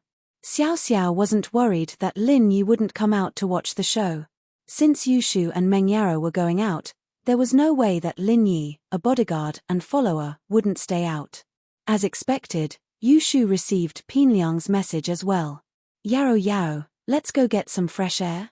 It's so boring in the classroom. Now. Meng Yaro frowned. She'd just started on a set of math simulations, and Yu Shu was already leaving before she could even finish the first question. Yeah, I heard someone was setting off fireworks in the field. Let's go check it out. Yu Shu said. Fireworks? It can't be that Zhong Pingliang guy, right? Meng Yaro wasn't stupid. She guessed what was going on immediately. Hehe, yeah, Yaro Yao, are you coming? Yu Shu didn't hide the fact that Meng Yaro had guessed it. No. Meng Yaro shook her head. I can't go myself if you don't want to, can I? It's already dark outside, and it's scary. What if I get scared? Yu Shu said as she grabbed Meng Yaro, wanting to drag her out by force. You can get scared. Meng Yaro didn't believe it. You killed all the ghosts in the theme park. But Yu Shu insisted, and Meng Yaro had no choice but to stand up and go with her. Pin Liang's going to set off fireworks to confess to Meng Yaro. Aren't you going to go check it out? Xiao Xiao explained, seeing that Lin Yi wasn't planning on getting up. Fireworks. Lin Yi thought that the two girls were going to the washroom, so he didn't pay much attention. But now that Xiao Xiao said this, he really had to go check it out. As for Xiao Xiao knowing about this beforehand, Lin Yi wasn't surprised at all. She hung out with Pin Liang all the time, so of course she knew about his plans. But Lin Yi was a little puzzled. Why would Xiao Xiao be so kind as to warn him? Did she have some other purpose? Lin Yi stepped out of the classroom, and Xiao Xiao followed right behind him. Lin Yi felt someone following him, and when he turned the corner, he saw Xiao Xiao's silhouette through the glass of the staircase. She really did follow him. Lin Yi smiled faintly. Xiao Xiao probably wouldn't let what happened yesterday go that easily. She'd been silent all this time, waiting for the right moment to explode. The forest behind the school was already filled with students who'd gotten the news. There were students from 1st grade to 3rd grade, and even some middle school students who'd been out of school were attracted here. It seemed like the news of Pinliang's fireworks had gotten out a long time ago, and it had already attracted this much attention. Pinliang and Xiaofu stood beside a tree filled with fireworks and notes. Pinliang hated Yushu as much as he wanted to, since his butt was still swollen from Yushu's poke. Yushu had almost destroyed his butt, and it was still swollen up. How could a needle for a tree be poked into a person's body? Pinliang, on the other hand, had no choice but to maintain a smile on his face. He needed Yushu's help to invite Meng Yaro to the Nightless Club's courtship party. Liang Bro, Meng Yaro, and Yushu are here, and Lin Yi isn't far behind them. Xiaofu whispered to Pinliang. I saw them. Go get Meng Yaro and Yushu, and tell Lin Yi and Xiao Xiao to come in as well. I've already told Xiao Xiao what to do later. Just wait for Lin Yi to get into trouble. Pinliang said quietly. Okay, Liang Bro. Xiaofu nodded and made a path for the students. Move aside, everyone. Let today's female lead in. Xiaofu's words were very useful to normal students in school. Meng Yaro, Yushu, Liang Bro's ready. We're just waiting for you. Xiaofu made a gesture. We'll just watch from here, but we're going. Meng Yaro didn't want to get close.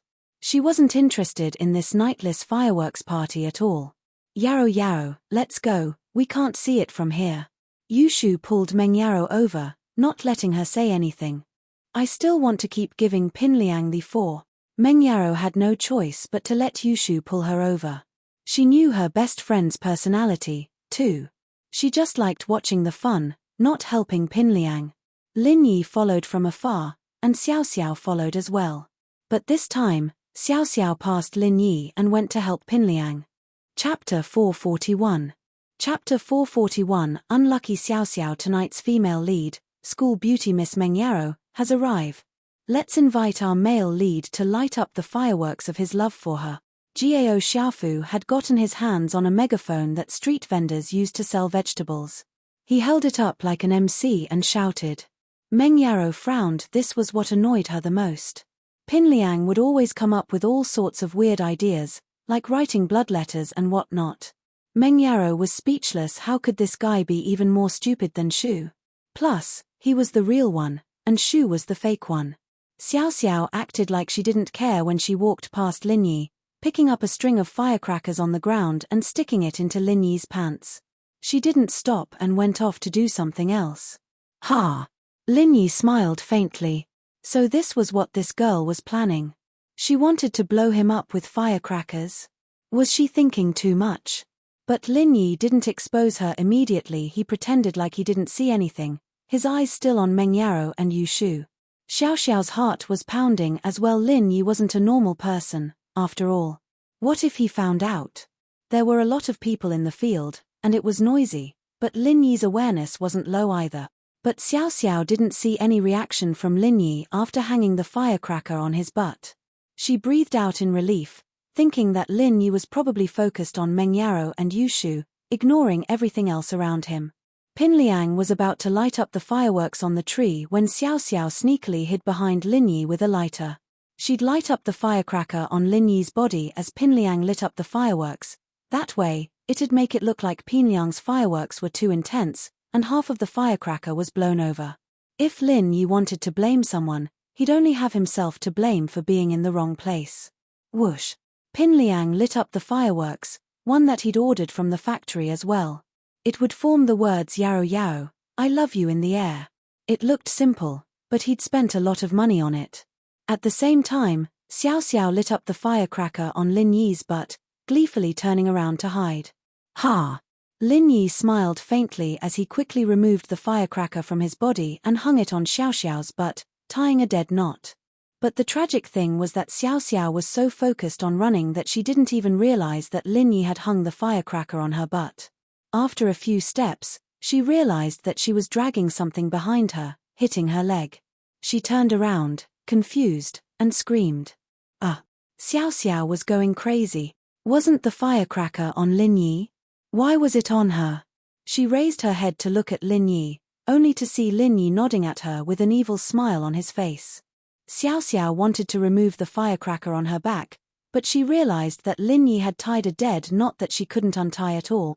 The fuse was about to burn out, and Xiao Xiao was starting to panic. She couldn't just take off her pants in front of the whole school, could she? That'd be so embarrassing. Just as Xiao Xiao was hesitating, the fuse burned out, and the firecrackers started exploding. Xiao Xiao was scared out of her wits as she ran over to Pinliang, yelling, "Help! Water! Do you have water?" Pinliang was feeling proud of his work, preparing to shock everyone with the words "Yaro Yaro, I love you" in the sky when he heard Xiao Xiao's cry for help. What? Pinliang's eyes went wide as he stared at the firecracker exploding behind Xiao Xiao's butt. Wasn't she the one hanging on Lin Yi? How did it end up on her body? Xiao Xiao had even given him a signal to tell him to follow the plan after she'd hung up the firecracker. Why did the firecracker switch positions all of a sudden? Lil sis Xiao Xiao, you. Pinliang looked at Xiao Xiao, confused. Don't talk so much, get me some water to put out the firecrackers. Xiao Xiao was panicking. She didn't have the time to explain to Pinliang. The firecrackers were already up to her pants, and they were about to reach her but, water.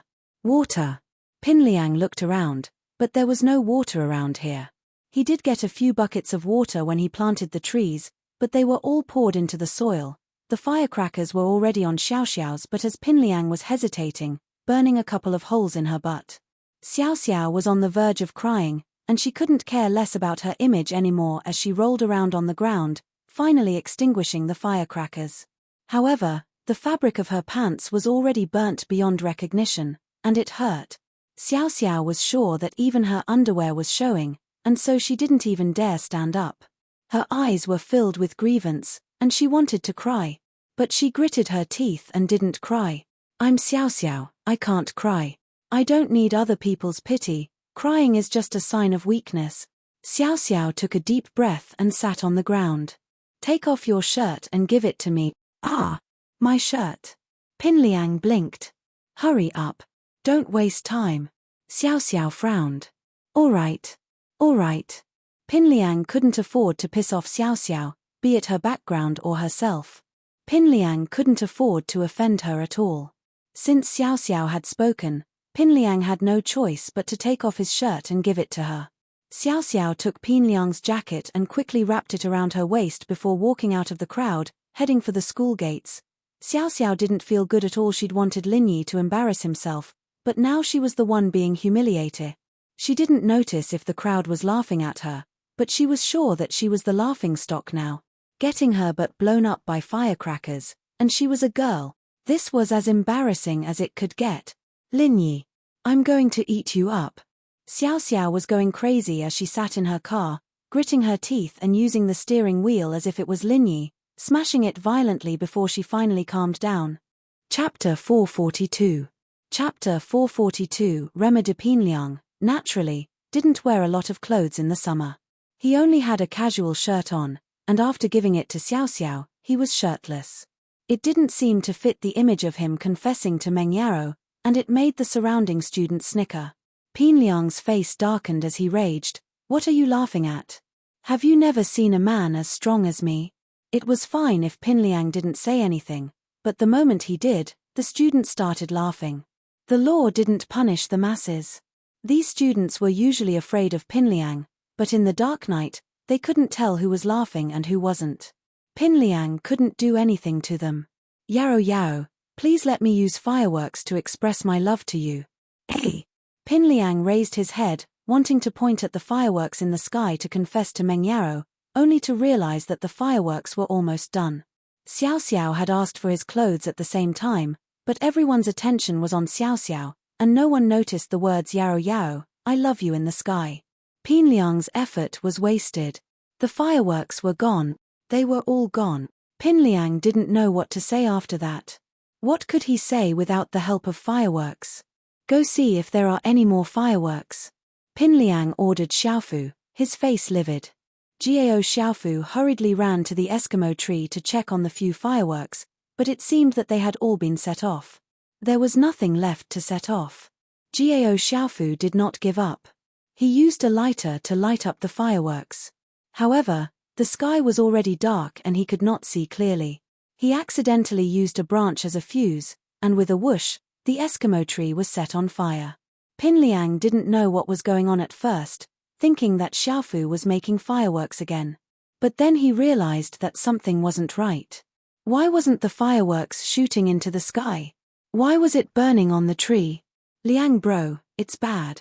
I lit the tree on fire. Gao Xiaofu patted the fire a few times but failed to extinguish it. He became anxious and shouted, Brother Liang, come and help. Ha! Xiaofu's actions drew a round of laughter. Pinliang's confession had turned into a farce. Put out the fire. Get someone to get water. Pinliang ran over with a dark face, looking at his Eskimo tree. He wanted to cry, but no tears came out. Oh, Yao Yao, I see the fire tree, but I don't see the silver flowers. Yushu cried out in surprise. Shu, let's stay away from this kind of idiotic behavior. It's easy to cause a fire. Meng Yaro was speechless at Pinliang's actions, especially Xiao Xiao's. What was Xiao Xiao trying to do just now? Wait, Yaro Yaro sis, I have to remind them. With that, Yushu called out to Pinliang. Break the bottle and use the water inside to put out the fire. Oh, right. Pinliang nodded quickly before instructing Xiaofu to carry out the task. Yushu giggled and left with Meng Yaro. Shu, you're getting worse and worse. How much is there in the bottle? How could it be used to extinguish a fire? You're a scammer. Meng Yaro said. Who told him to believe it? Yaro sis wouldn't have been scammed. That means Pinliang's a big idiot. Yushu said confidently. The next day, Xiao Xiao didn't come to school, and Lin Yi was happy to have some peace and quiet. He didn't know that Xiao Xiao was lying on the bed, cursing him. If curses could kill, Lin Yi would have died in all sorts of ways already. Lin Yi, you bastard. I'm going to flush you down the toilet. Xiao Xiao didn't even dare go to the washroom. Her butt was burning with pain, and the firecrackers were all red and white. She'd applied Dr. Kang's Jinchuang medicine, but it was good for external injuries. It wasn't very effective on burns like this. This Dr. Kang is clearly a scammer, it's useless, and he's selling it at such a high price. I'll blow his whole family up the next time I see him. Xiao Xiao thought hatefully. Pinliang had a bitter look on his face as well. He'd put so much effort into planning the confession yesterday, but it had ended in a farce. It made him angry, but he couldn't vent it out. Xiao Xiao was the one who'd ruined it, and even if he wanted to complain, he didn't dare say anything. What the hell happened yesterday? Didn't they say they'd hang the firecrackers on Lin Yi's butt? How did it turn into Xiao Xiao? Pinliang was punished by Wang Jifeng. He was no longer the nephew of a shareholder, but a normal student who paid for his own expenses. Who knows? I saw Xiao Xiao sneaking over to Lin Yi's side, but I didn't see what happened after. Xiaofu shook his head. What a waste of a good opportunity. Pinliang wasn't happy. He clenched his fists and released them weakly. I'm about to graduate, I don't know if I still have a chance. Liang bro, I think you messed things up yesterday, but you've already expressed your feelings. Meng Yaro should know what you're thinking, so the process isn't important. What matters is the result. Xiaofu analyzed. Why don't you ask Yushu and see if Meng Yao's interested? Alright, that's the only way. Pinliang nodded. After the first class, Pinliang sent Yushu a text, asking her to meet him in front of the classroom. Liangi, you're looking for me? Yushu went to meet him without hesitation. Pinliang didn't have any feelings for her, he just wanted to ask about Meng Yaro. Hehe, yeah, Shu, I'm really sorry about yesterday, I messed things up. What did Meng Yaro say? Pinliang asked carefully. Yaro, she didn't say anything, but she seemed pretty disappointed. She didn't think it was fun, did she? Yushu blinked and hesitated. Man, I knew I'd disappoint her yesterday, but did she say anything to make up for it? Pinliang asked. Well, I didn't ask. Oh, right, I want to eat the fried mushrooms from the night market. Yushu stretched. I'll go buy some mushrooms at noon. I'll ask around for you later, but I might forget. Wait, I'll go get that. It's just fried mushrooms, I'll go. Pinliang hurriedly said, Shu, just help me ask if there's anything I can do to remedy this. All right then. Yushu nodded and went back to the classroom. Chapter 443. Chapter 443. Failure. Mengyao noticed that Yushu was deep in thought during class. She didn't know what she was thinking about, so she asked, Shu, what on earth are you doing? What are you doing here and there? Yao, I'm thinking if I have any wishes that I haven't fulfilled yet.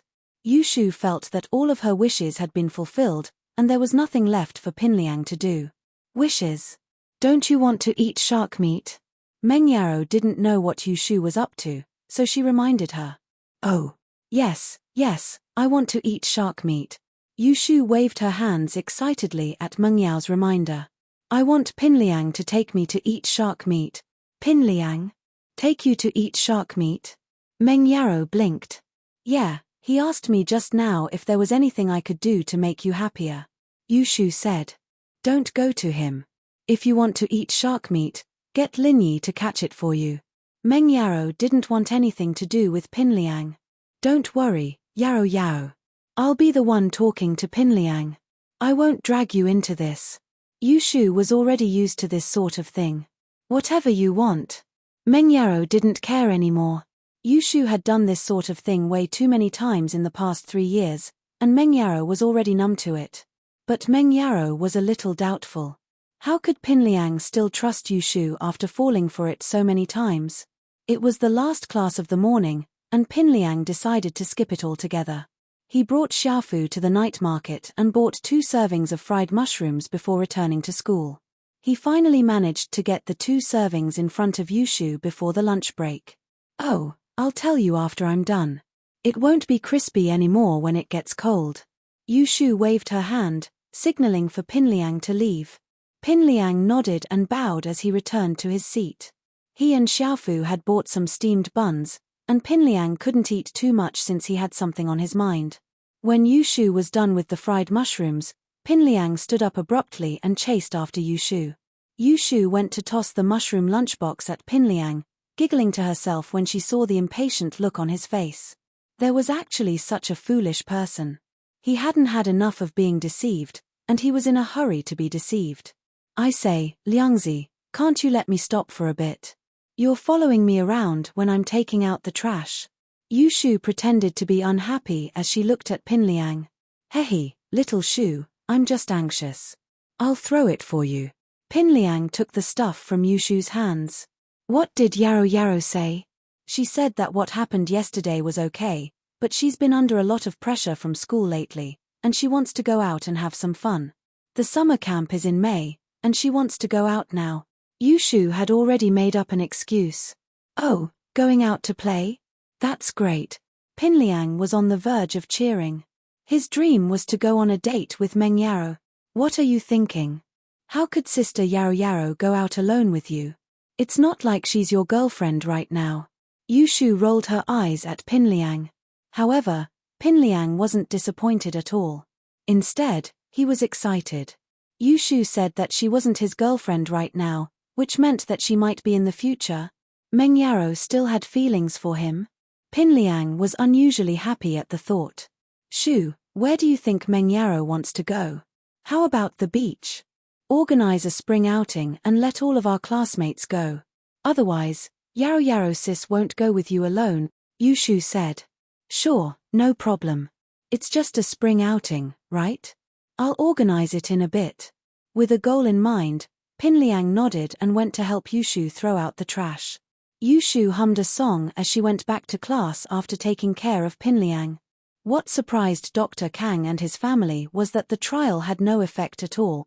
The entire family, including Dr. Kang who'd taken the original pill of life extension and toxin cleansing, suffered from varying degrees of nausea and diarrhea, but there were no signs of detoxification at all. Other than diarrhea and sweat, there were no signs of detoxification at all.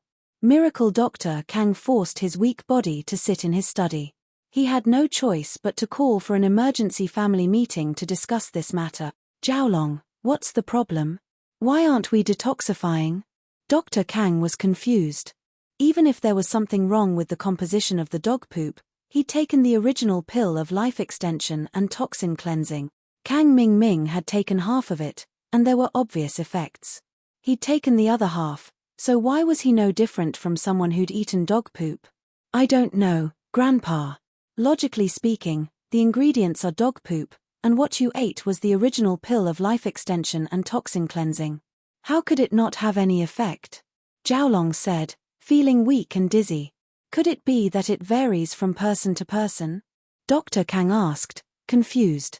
I don't think so, Grandpa. I didn't have any effects this time either. Kang Ming stood up, clutching his stomach. I can't take it anymore. I'm going to shit my pant. I need to go to the bathroom.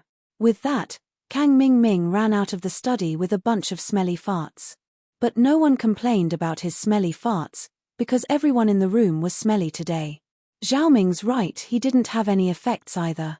Did something go wrong with our experiment? Dr. Kang nodded. Grandpa, I've thought of everything, but there's no way to explain it. Jiaolong shook his head. Could it be that what Xiaoming ate was different from what you ate? Different? Wasn't it the same pill that was split into 2 parts? Dr. Kang frowned. I'm just guessing, and I don't have any proof right now. But now that I think about it, our research direction was wrong. Jiaolong said. We were all blinded by excitement, thinking that the most impossible thing was the most possible, that dog poop was the pill of life extension and toxin cleansing. But now that we think about it, is it really that simple? So you're saying that the pill of life extension and toxin cleansing isn't dog poop? Dr. Kang calmed down and thought about it. Xiaolong's words weren't unreasonable. Something as miraculous as the pill of life extension and toxin cleansing was just dog poop. Wasn't it too simple? Yes, it's just a guess, but I have 2 bold theories. Jiaolong was the most educated member of the Kangs, after all. His analysis was clear and logical. Chapter 444. Chapter 444. Dr. Kang's plan. First, the pill that Kang Xiaobo gave us was indeed the pill of life extension and toxin cleansing, but his branch has always been at odds with us, so he didn't want us to be too well off even if he gave us the pill. That's why he mixed dog poop into the pill, Jiaolong said. With Kang Xiaobo's age, he's quite capable of pulling a prank like this. So you're saying that Kang Xiaobo purposely mixed dog poop with the pill and sent it over? Dr. Kang thought about it. Xiaolong's analysis wasn't impossible, and Kang Xiaobo really could have done that, making him eat dog poop along with the pill of life extension and toxin cleansing. That's a possibility, Jiaolong nodded.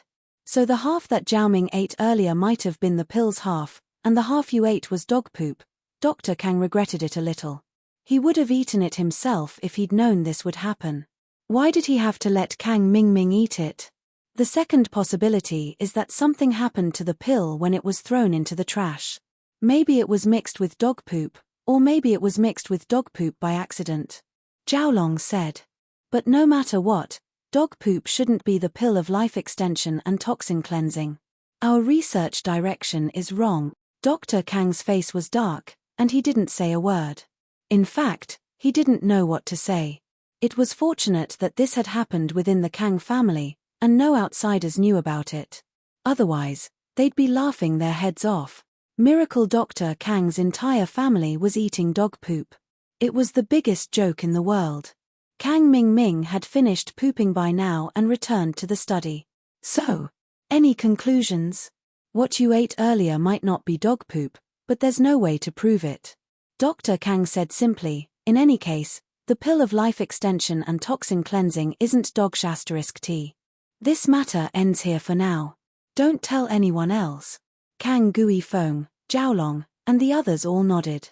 Nonsense, who would take the initiative to tell others about such a shameful thing? Jiaolong, I think it's time to bring up your marriage with the Xiao family's Wang Xinyan. Dr. Kang immediately thought of the Xiao family's marriage after the failure of the pill of life extension and toxin cleansing. Alright, then I'll go to Yangjin in a few days to send the betrothal gifts and settle the marriage. Zhaolong was disappointed as well. He thought that House Kang would be able to soar into the sky this time, but it was all for naught. Yeah, it's just an engagement, so I won't be going. Gui Feng, take Zhaolong with you, Dr. Kang instructed his eldest son, Kang Gui Feng. Yes, father. Kang Gui Feng nodded. There's one more thing, Tsuepu. I'll leave it to you. Dr. Kang turned to Tsuepu. Tsuepu paused. He was the prodigal son of the family, and there wasn't much he could do other than eat, drink, and play all day. Why was his father asking him to do something for the first time? But he was still very happy inside. The pill of life extension and toxin cleansing wasn't a success, but with Kang Mingming's involvement, the father and son duo were clearly valued by Dr. Kang. Dad, just tell me. I'll do my best. Tsuepu promised. You have a lot of friends in society, so pay close attention to Kang Xiaobo's family. Since that friend of Kang Xiaobo's could get his hands on the pill of life extension and toxin cleansing, then he must know some master. Find out who they've been in contact with, and if there really is a master, we'll definitely get him to work for us. Dr. Kang said. I'm good at that, leave it to me. Tsuepu patted his chest and promised. With that, the matter was settled, and the farce of Dr. Kang's family solving the pill of life extension and toxin cleansing came to an end. But Dr. Kang didn't give up yet. The pill of life extension and toxin cleansing was a symbol of wealth and status. If the Kangs could really get their hands on it, then they'd be much more powerful than they were now. Xiao Xiao came to school in the afternoon, and what surprised Lin Yi was that she was still very calm. At least, there wasn't much anger on her face. It was the same as that time when Lin Yi had poured his piss on her, nothing could be seen on her face. Lin Yi guessed that she was planning her next revenge. Lin Yi felt wronged. Why did this girl have to make life difficult for him? If he couldn't mess with her, why couldn't he just avoid her? Since you're here, then I'll leave. Lin Yi decided to skip class in the afternoon. He'd received a call from Xuemin earlier, saying that Fatty Lai had already completed the transfer of the building's ownership. As long as Lin Yi nodded, it would be transferred to Guanxin's name. The medicine that Xuemin had applied for approval had also been approved. In the medical world, with Xuemin's connections, this wasn't a difficult matter. It was just a formality, and the medicine company was right in front of him. The only thing missing was a professional manager. Lin Yi used this chance to go to Xuemin's place to discuss the medicine company. As for Xiao Xiao, he'd leave her alone in school. Seeing Lin Yi leave, Xiao Xiao's lips curled into a subtle smile. She couldn't wait for Lin Yi to leave. She wanted to have a good talk with Kang Xiaobo about Lin Yi's weakness. From the looks of it, messing around like this wasn't a solution at all. Lin Yi's skills were far beyond his imagination, and his reflexes were also unimaginable. Even after the firecracker had been lit, he was still able to take it off his body and tie it to himself, even tying it into a knot. His reaction speed shocked Xiao Xiao. Sitting on the thick cushion, Xiao Xiao poked Kang Xiaobo's back. Do you have time? Can you tell me about your boss? Kang Xiaobo had witnessed the firecracker explosion yesterday, and he was wondering what was going on. He wanted to ask about it, but he didn't know how to ask Xiao Xiao. Xiao Xiao took the initiative to talk to him. Yesterday, what happened to you? Why did you get blown up by the firecrackers? Kang Xiaobo wasn't with Lin Yi yesterday, so he didn't see what happened. It was an accident. Let's not talk about that. Tell me about Lin Yi. Xiao Xiao evidently didn't want to talk about the firecrackers. You saw it, too. Lin Yi left the moment I came. He's obviously avoiding me. Xiao Xiao looked at Kang Xiaobo bitterly. She was as pitiful as she could be, like a woman who got dumped. It was impossible not to sympathize with her. Chapter 445. Chapter 445. Lin Yi was stunned. Right, you didn't finish what you told me last time. I want to go after Lin Yi, what do I have to do? Xiao Xiao lowered her voice. Well, I don't think it's too hard. Boss is a soft-hearted person, and he can be persuaded, but not cowed. Reality has proven that if you were to be a little more gentle and act coquettishly, Boss wouldn't ignore you anymore. Kang Xiaobo said after some hesitation. It wasn't right to talk about his boss behind his back, but Xiao Xiao was quite pitiful. She was a girl who transferred schools for the man she loved, but not only did she not receive his understanding and praise, she was even given the cold shoulder. This made Kang Xiaobo sympathize with her, and so he spoke a little more. Oh, Lin Yi can be persuaded, but not cowed, huh? Xiao Xiao couldn't help but pause after hearing Kang Xiaobo's words. Kang Xiaobo was one of the closest people to Lin Yi, and now that he said that, did that mean that there was something wrong with her strategy? It seemed that blindly trying to make Lin Yi look bad or threaten him wouldn't have any effect, and might even have the opposite effect. It seemed that she would have to change her plan in order to make Lin Yi submit. Yeah, I think that girls need to learn how to act coquettishly. Look at you, you don't even know how to act coquettishly, how could boss like you? Kang Xiaobo said matter-of-factly. You know, sis-in-law Tang Yun isn't any worse than you, she's even a little taller than you. If you really like boss, then you need to be gentle. Is that so? Xiao Xiao frowned. He wanted her to be a little gentler. Be gentle to a boy. What a joke, she was Xiao Xiao. Why would she try to please a boy? Wouldn't people laugh their heads off if they found out? No, definitely not. Especially acting coquettishly. Since when did she know how to act coquettishly? She'd never acted coquettishly before, so how could she? But if she didn't do that, then Lin Yi wouldn't teach her how to race. Was racing really that important? Xiao Xiao was at a loss. She'd wanted to find Lin Yi because Lin Yi ignored her last time, and she was a little pissed off a little follower was acting all cocky with her. She'd been pissed, and finding Lin Yi was just a way to vent her frustration. Learning to race with him was just a condition. Xiao Xiao had wanted to ask Lin Yi to teach her how to race, and Lin Yi would have agreed, but he didn't even look at her. That was fine, Xiao Xiao could take it, but what she couldn't take it was that Lin Yi drenched her with his piss and tied the firecrackers to her but with a dead knot. Yi Tian Yi, Lin too. Xiao Xiao couldn't take it anymore. She wanted revenge. This wasn't as simple as learning to race. She hated Lin Yi to the core, and she had to make Lin Yi pay a price to appease her anger. With that, Kang Xiaobo's suggestion really needed to be thought. The key was how to do it. Even if Xiao Xiao was acting coquettishly to Lin Yi, asking Lin Yi to teach her how to race, it was just a small matter to Xiao Xiao. Racing or not wasn't important anymore, she had to make Lin Yi pay. Right. Xiao Xiao's eyes lit up.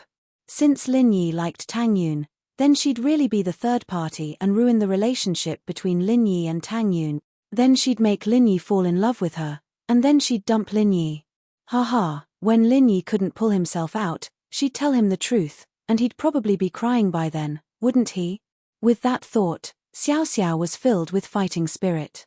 With her beauty, wouldn't it be easy to get Lin Yi?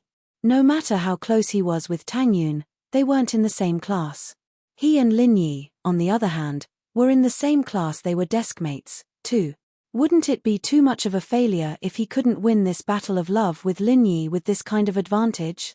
Xiao Xiao's expression kept changing, happy, angry, and hopeful. Kang Xiaobo thought that she'd thought it through. I'm telling you this because I pity you, but don't ruin the relationship between boss and Tang Yun. I won't, I just need to be nice to him from the sidelines, paying attention to him. I don't need him to like me. Xiao Xiao nodded. But you have to keep it a secret for me. Of course, Kang Xiaobo nodded with a smile. He did sympathize with a girl like Xiao Xiao. When Lin Yi got to the villa, he was surprised to see 2 police cars parked in front of the villa. One was Lingshan's police car, and the other was Huaijuan's car, the one that picked him up at school last time. Lin Yi wasn't surprised that Huaijuan was here, but Lin Yi found it odd that Lingshan was here as well. Why was she here? He pressed the doorbell, and the one who opened the door was the housekeeper, Auntie Liu. She knew Lin Yi, and quickly invited Lin Yi in. She helped him get his slippers. Professor Guan is in the study, and there are 2 guests. One of them is Mr. Yang, whom you know. Ah, got it. I'll go find them myself. I know the other one too. Lin Yi smiled. All right. Auntie Liu didn't say anything else after hearing that Lin Yi knew them. She went back to her work. Lin Yi knocked on the door, and Shuamin's voice came from inside. Is this Yi? You're here already? It's me. Lin Yi opened the door and nodded with a smile. He was startled by a figure walking up to him. He wanted to dodge, but when he saw who it was, Lin Yi could only smile bitterly. Huaijuan gave Lin Yi a bear hug as he laughed. How's my body now? Lin Yi rolled his eyes. You won't die for now, but you'll have to wait if you want to get your strength back. I can get my strength back. Huaijuan blinked at Lin Yi's words, but it quickly turned into joy. Eagle. Lin Yi, are you saying that I can get my strength back? When have I ever said that? Lin Yi shrugged. Lingshan, however, curled her lips in disdain before Huaijuan could say anything. It happens all the time. Miss Braindead, no one will think you're a mute if you don't talk. Lin Yi wasn't happy with Lingshan's interruption. He glared at her. Stop begging me next time. Just think of the things I promised you before as nothing but empty promises. Young bro, look, he's bullying me. Lingshan said pitifully as she looked at Huaijuan. Chapter 446. Chapter 446, the other side of Lingshan. Lin Yi almost fell on his butt. He was shocked by Lingshan's sudden change in gender. Haha, Song, you should find a man who can control you, or you'll be too wild. Huaijuan said with a smile. Ah, young bro. What? What are you talking about? What man? Lingshan's eyes were wide open, her face red as she glared at Huaijuan. Girls have to get married. Huaijuan, however, didn't mind at all. Plus, I need to ask Lin Yi for help, too. You. Ask him too. Lingshan had always been suspicious of Lin Yi's identity. Even if he was a very strong bodyguard, there was no reason for Huaijuan to praise Lin Yi like this. After all, Huaijuan didn't admire people that easily, and yet he was lowering himself in front of Lin Yi. It was something that Lingshan couldn't understand. Huaijuan had retired from that mysterious organization, and while he was injured and not as strong as he used to be, he'd still had his glory days, and he was brave and smart. There was no way he'd praise someone so easily. But as for Lin Yi, Lingshan really couldn't figure out what sort of connection the two had. The most suspicious thing was that Huaijuan had almost lost his composure the first time he met Lin Yi. Huaijuan nodded seriously. I'm begging him to treat me now. Huaijuan wanted to play matchmaker for Lin Yi and Lingshan. The Song family wasn't weak, but they didn't interfere with Lingshan's marriage too much, especially since the Song family came from an ancient martial arts house. They worshipped strength, and so Elder Song was very supportive of Lingshan's decision to find a man who could beat her. Lin Yi, on the other hand, fit the bill perfectly. This alone was enough for Lin Yi to give it a try. But what troubled Huaijuan was Ning. He knew that Lin Yi wouldn't be accepted by her family, but he couldn't help but help her again and again. What kind of mentality was this? He had buried the feelings he had for Xiao Ning in the depths of his heart and turned it into the protection of her happiness. Lingshan didn't know what to say. She'd thought that Huaijuan would be able to give her some courage today, but it seemed that she'd miscalculated. Huaijuan. Huaijuan couldn't order Lin Yi around. Ha! You doubted me before, so we're off the deal. Lin Yi said as he sat down on the sofa beside Lingshan. Lingshan almost vomited blood from regret after hearing Lin Yi's words. She wouldn't have said that if she'd known this would happen. She'd thought that Huaijuan would back her up, only to realize that she'd made a huge mistake. Lingshan gritted her teeth as she looked at that "I don't need your help, so don't bother me" look on Lin Yi's face, but there was nothing she could do. She wanted to ease up her relationship with Lin Yi, so she kicked Lin Yi. Hey! Why are you so stingy? It's not a matter of being stingy, it's a matter of principle. I won't help you, I won't help you. Lin Yi, on the other hand, was quite relaxed. He didn't want to get involved in Lingshan's business anymore. He wouldn't have bothered if it weren't for Huaijuan. Now that the opportunity presented itself, Lin Yi pushed it away cleanly. Lingshan glared at him, but there was nothing she could do. After some hesitation, she pulled on the corner of Lin Yi's shirt and whispered into his ear. Miss Braindead was wrong, all right? Just forgive her this once. Lingshan's body was trembling as she spoke. Since when had she ever lowered herself to someone like this? But in front of Lin Yi, she had no choice but to lower herself. Why was she so unlucky? He had her in his palm, and she didn't even have a chance to turn things around. Ooh ah. All right, I'll forgive you this once then. Lin Yi was moved by Lingshan. He didn't think that this girl would be able to move Lin Yi's heart when she acted like a spoiled child. All beautiful girls were cute, the key was whether or not they knew how to show their cute side. Lin Yi came to a conclusion. It seemed that he was being kind, after all. This wasn't a good sign. What if a female assassin acted like a spoiled child in the future? Would he let her go? Lingshan's voice was soft, and Guan Shuimin couldn't hear it, but Huaijuan, who was sitting beside her, heard it loud and clear. Huaijuan was strong, and while he was injured and dropped a level, he was still a golden class early phase at his peak. His hearing was naturally better than a normal person's, and he almost fainted when he heard what Lingshan said to Lin Yi. Was this still the Lingshan he knew? Lingshan would show her little girl side in front of him, but that was only because she saw him as a big brother, an elder. There was no other meaning behind it. But as for Lin Yi wasn't even as old as her, was he? Could it be that Song had fallen for him this time? Huaijuan was suspicious, but he could only pretend that he didn't hear it. This was a matter of a girl's face. She might be able to say that in front of Lin Yi, but if other people heard it, she'd probably kill herself. Lingshan glared at Lin Yi hatefully, but she'd gotten an answer she was satisfied with.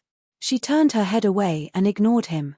Shuimin didn't know what was going on, but his instincts told him that Lin Yi and Lingshan's relationship wasn't normal. He sighed inwardly. He'd seen his granddaughter's feelings for him, and if it were any other boy, he'd have the confidence to make it happen, but this was Lin Yi, and he didn't have any confidence at all. First of all, Lin Yi's medical skills were better than his, and second, Lin Yi should be different in other areas other than his medical skills.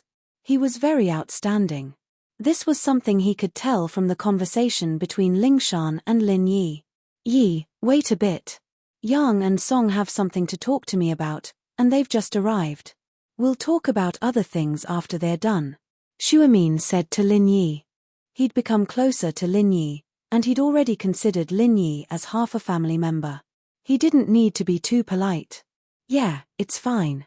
I'll sit here for a bit, Lin Yi said before looking at Huaijuan. Should I leave for a bit? With that, Lin Yi was about to stand up. Lingshan wanted to drag Lin Yi back with her claws. She'd wanted Lin Yi's help with this, so why did he have to leave? It's fine.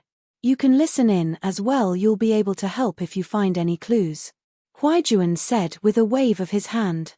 Chapter 447. Chapter 447. Rolling in as expected, Lin Yi nodded and sat back down on the sofa. Then let's hear it. Huaijuan didn't waste any time, getting straight to the point. Grandpa Guan, I've brought Song here because I want to use your connections to get some information. Yang, don't be so courteous, just say it. Shuimin waved his hand, knowing that Huaijuan had to have something important to discuss with him. Just come over if you need anything next time, Song. Thank you, Professor Guan, Lingshan said quickly. It's like this, Grandpa Guan, there's been an illegal organ trafficking organization recently, taking beggars, homeless people, and even disabled people in the city and cutting out their kidneys or cornea. It's gotten to a point where they don't care about anything, Huaijuan said. So I'd like you to help me find out where all the big hospitals get their corneas transplanted, hoping to find some clues. That's easy, but I can only ask around. Those who've already undergone surgery, even if the organ comes from an illegal source, I can't ask them to cut it out again, Shuimin said. Naturally, that's a little inhumane, but those involved in the illegal trade still have to be punished, Huaijuan said. Please help me, Grandpa Guan. I'll give Xiong a call. He's a shareholder of many hospitals, and is more informed than I am. Shuimin nodded. The Xiong that Shuimin was talking about was Shuimin's youngest son, Guan Xiaoxiang, who was also Guanxin's father. He held shares in many hospitals, and together with Guanxin's mother, he owned a private hospital in Songjiang. He was one of the most famous doctors in the province. With Uncle Xiong and Aunt Lan's help, we should be able to get some information. Huaijuan nodded. The Aunt Lan he was talking about was Guan Xiaoxiang's wife, Guanxin's mother. Huaijuan had brought Lingshan here mainly to ask for Shuimin's help, and now that they were done, Shuimin had agreed without hesitation. There was no need for them to stay any longer. Shuamin obviously had other things to discuss with Lin Yi, too, and so Huaijuan got up to leave. We'll be going then, Grandpa Guan. We're a little busy here at the bureau. I'll come see you another day. Go ahead. Come back for dinner another day. Guan Shuamin nodded. Wait. Lin Yi stopped Huaijuan. I've prepared the medicine for your second course of treatment, but I didn't bring it today. Come to my school tomorrow. All right, but I've been transferred to a nearby city to help investigate a big case. I'll be pretty busy, so send Song over if I don't have the time. Huaijuan nodded. I won't say too many thank yes, it's all said. You're busy. Aren't you afraid of dying of exhaustion? Lin Yi shrugged. I didn't see you so busy before I treated you. Heh, the more capable you are, the more things you can do. I'm pretty much fine now, aren't I? Huaijuan said, a little embarrassed. Plus, I'm creating opportunities for you and Song, aren't I? What? Lin Yi's eyes went wide, and so did Lingshan. Lin Yi was a little speechless. Why was Huaijuan always trying to get him and Lingshan together? Lingshan, on the other hand, was surprised that young bro would act so frivolously in front of Lin Yi. He must have been led astray by the kid, that had to be it. She'd make sure to teach Lin Yi a lesson the day she could turn things around. But, it didn't seem like she could turn things around just yet. She still had to work hard. After sending Huaijuan and Lingshan off, Lin Yi returned to Guan Shuamin's study. Guan Shuamin was on the phone when Lin Yi came in. I called Mr. Lai, he'll be here soon. Mr. Lai? Fatty Lai, right? Lin Yi froze for a moment before reacting. Haha, that's him. Guan Shuamin, naturally, couldn't call Lai Chungi Fatty Lai. The two hadn't spoken much when voices came from outside the study, and a ball-like person rolled into the study. Fatty Lai had been here before, so Aunt Liu recognized him. He was let in as soon as he arrived. But Fatty Lai heard from Guan Shuamin that Lin Yi was here as well, so he panicked a little. He really wanted to see Lin Yi. He hadn't seen him since the birthday banquet, so he tripped at the door and rolled into the study. Lin Yi jumped at Fatty Lai. What kind of martial arts are you practicing? Even if you wanted to come in quickly, you didn't have to come in like this, did you? Heh. It's a mistake, I tripped and fell. Fatty Lai was a little embarrassed. Miracle Dr. Lin, I finally get to see you. I miss you so much. Sob, I thought you didn't want me anymore, that I'd never see you again. You don't know how excited I was when Professor Guan called me. I wasn't even as excited as I was when I got married. All right. Just stay away from me, I'm a little scared. I don't doubt your sexual orientation, but I'm still wary of you, Lin Yi said after getting a meter away from Fatty Lai. It's okay, I'm happy to see you, Miracle Dr. Lin. Fatty Lai didn't mind that Lin Yi looked down on him at all. He took out a document from his backpack. Miracle Dr. Lin, please have a look. The building's ownership has been transferred to Miss Guan Xin's name. As soon as Miss Guan Xin signs it, the contract will come into effect. Oh, isn't your new company in the building? What are you going to do if it's all transferred? Lin Yi asked curiously. I'm a tenant now, and I'll pay the rent on time, Fatty Lai said. Miracle Dr. Lin, you're not kicking me out, are you? Lin Yi thought that Fatty Lai was a little troublesome, but he didn't have a reason to kick him out. He'd given his building to you, and it wasn't right to kick him out. I won't, just stay here. Don't worry about the rent. Lin Yi waved his hand. Heh, I'll stay here then. Fatty Lai had made up his mind. He was going to stick to Lin Yi. He could see that being close to Lin Yi would bring him a lot of benefits in the future. Lin Yi wasn't familiar with him before, and he didn't really like him, but it didn't matter. They'd get to know each other after a while. Wasn't everything good now? At least Lin Yi was willing to see him, and that was a good start. Chapter 448. Have a bad attitude. Fatty Lai was basically giving this skyscraper to Lin Yi for free. Lin Yi felt that he should return something to Fatty Lai, so he decided to ask about his father's condition. Fatty Lai froze when he heard Lin Yi's question. He couldn't believe his ears, but he was overjoyed when he confirmed that there was nothing wrong with his hearing. Fatty Lai burst into tears, his eyes brimming with hot tears. He felt that all his hard work had finally paid off. Lin Yi didn't want to see him before, didn't want to talk to hin, but now, he took the initiative to ask about his father's illness. This made Fatty Lai feel flattered. Sob sob. Miracle Dr. Lin, I knew you were a good person, you would care about my father. Fatty Lai was about to kneel down in front of Lin Yi. I thank you on behalf of my father. Alright, stop. Stop right now. Lin Yi was scared out of his wits by Fatty Lai's actions. Don't be like that. If you do that again, I won't ask next time. I shouldn't have said so much, don't. I won't cry, sob sob. I'm just moved, I'm crying tears of joy. Fatty Lai quickly stood up and wiped his tears. Fatty Lai lived up to his nickname as a crybaby. His tears came and went quickly, and he was all smiles again. As long as you don't cry, you can call me normally next time. Lin Yi was a little speechless. He really admired this guy. In order to make him cry a few times less, Lin Yi gave him phone privileges.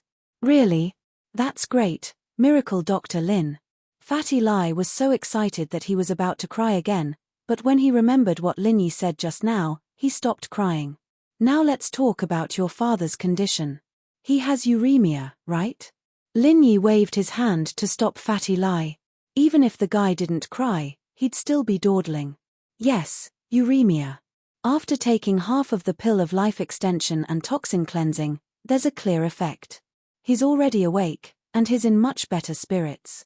All his vitals are starting to improve, but the doctor said that he's still not completely recovered.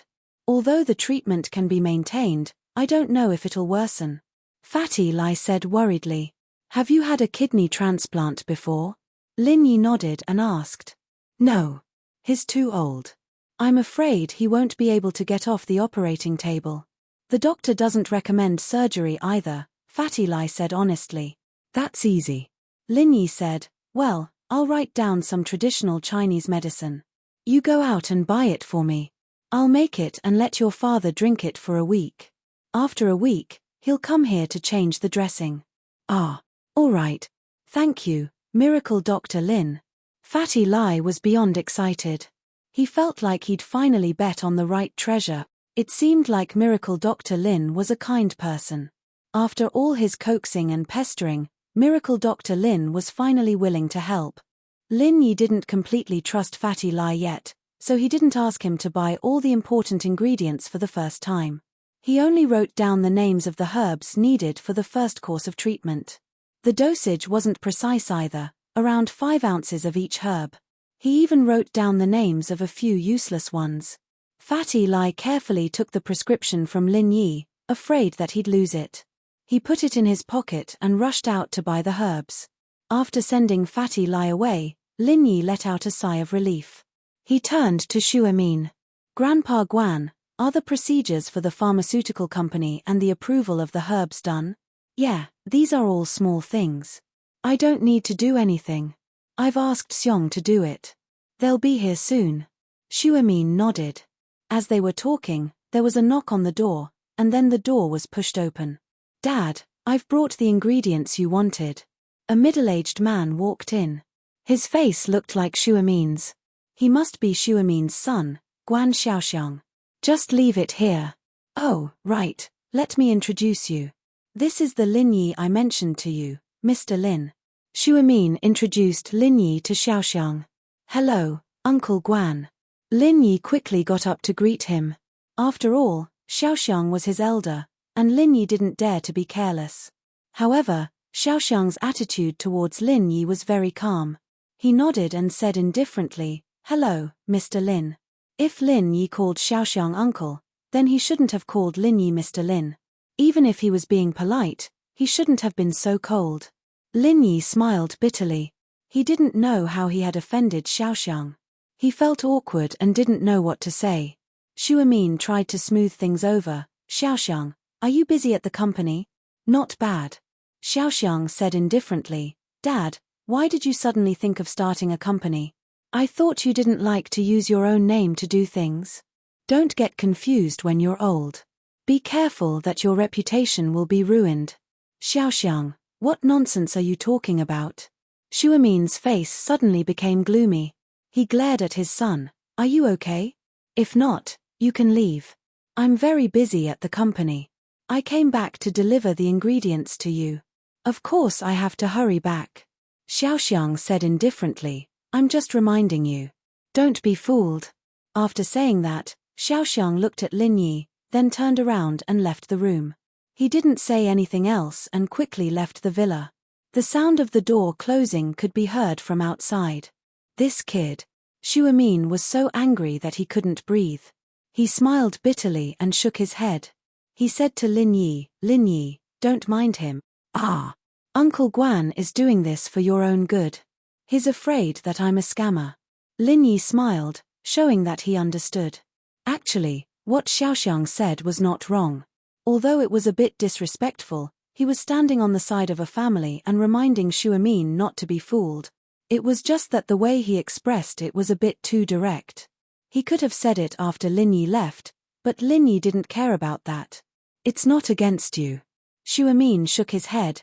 This kid still hates me. He's still brooding about what happened in the past. What happened in the past? Lin Yi was a bit surprised. That eldest son of mine, I've told you before. He's a lazy, jobless man. He relied on my reputation to rope in some pharmacists and started a medical business. He's doing quite well, Xu Amin said. So, when my youngest son was about to graduate from university, he teamed up with a classmate he was close to and wanted to set up a clinic under my name. I rejected him harshly. So, he's still brooding about me using my name to set up a medical company with you. Chapter 449. The company's planning probably.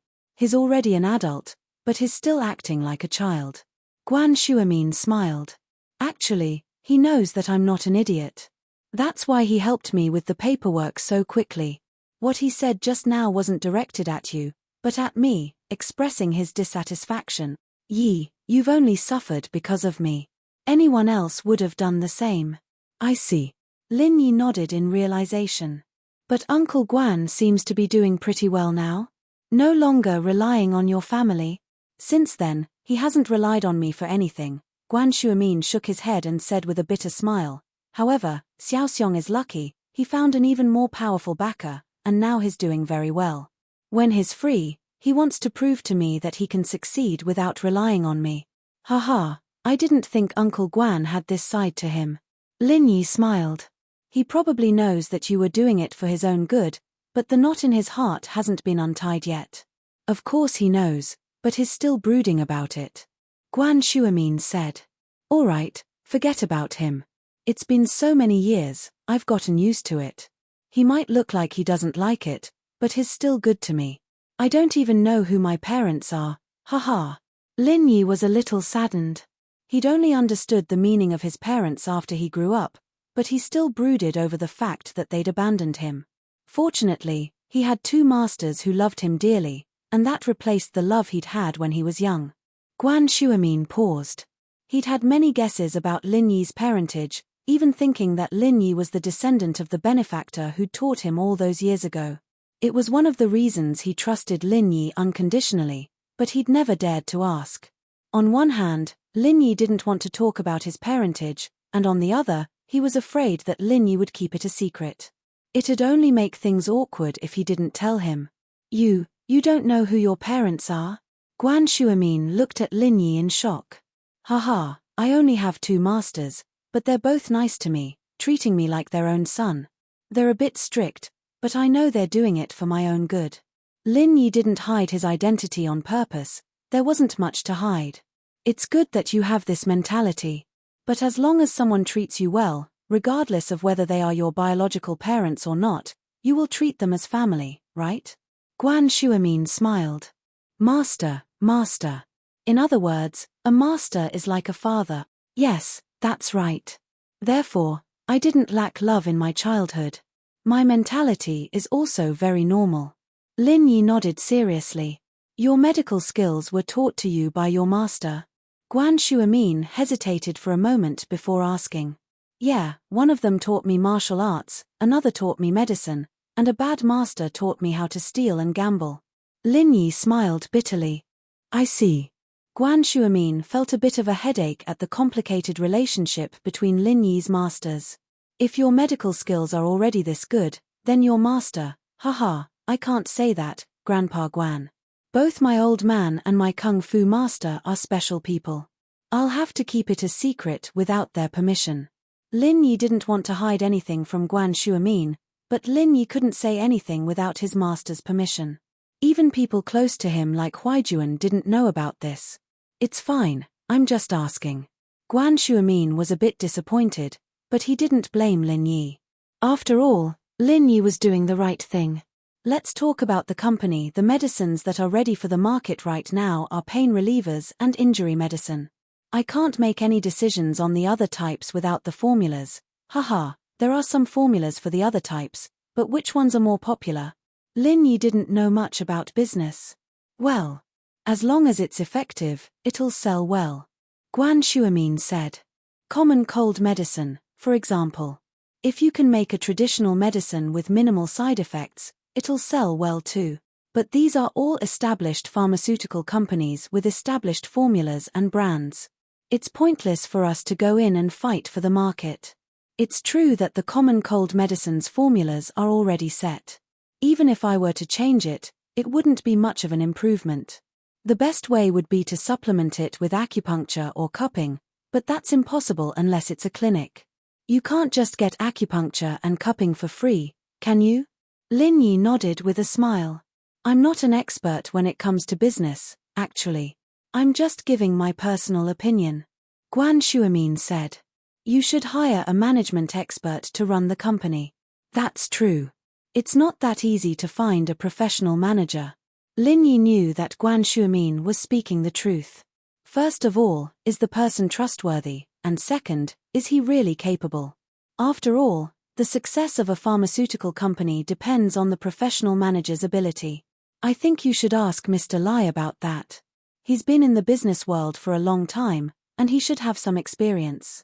It shouldn't be too hard to ask him to find a professional manager, Guan Shuamin said. At least it'll be easier than looking for one ourselves. That's true. Lin Yi nodded. Fatty Lai left for about half an hour before rushing back with a few bags of herbs in his hands. He barged into Guan Shuamin's study. Miracle Dr. Lin, I bought them all. With that, Fatty Lai placed the bags on the coffee table in front of Lin Yi. Lin Yi looked at the huge pile of bags in front of him, confused. Why was there so much?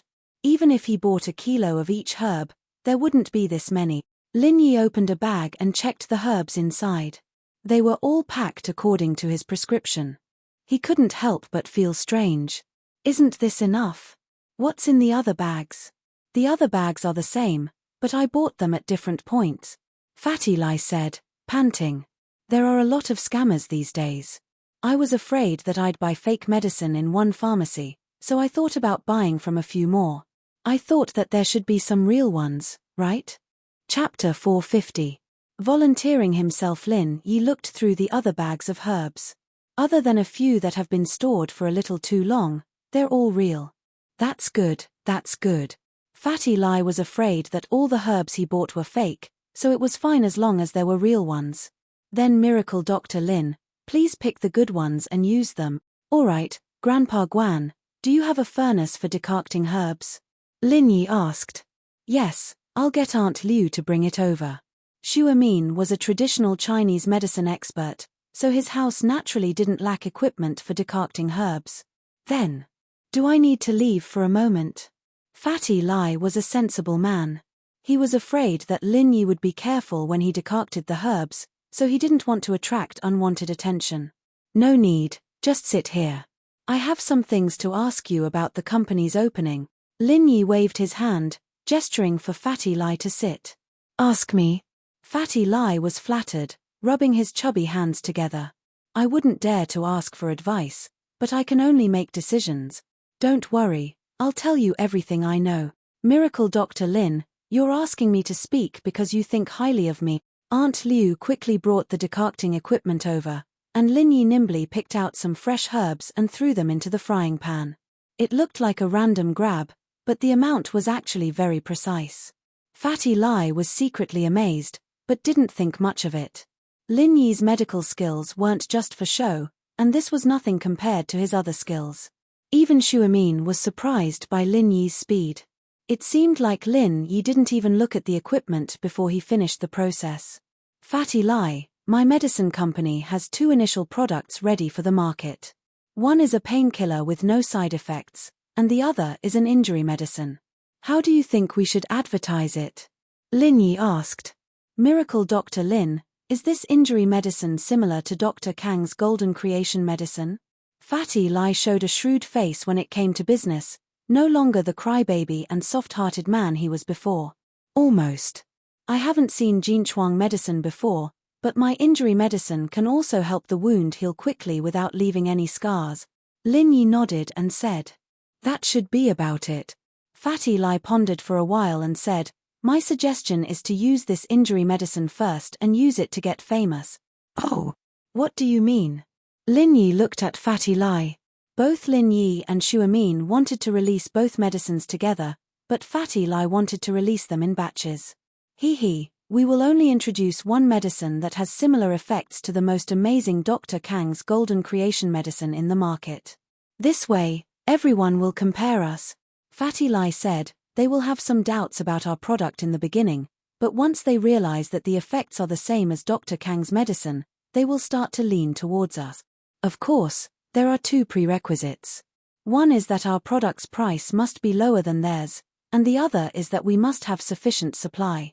According to what I know, there are a few ingredients in Dr. Kang's golden creation medicine that are produced in low quantities, and they give priority to special organizations and the military.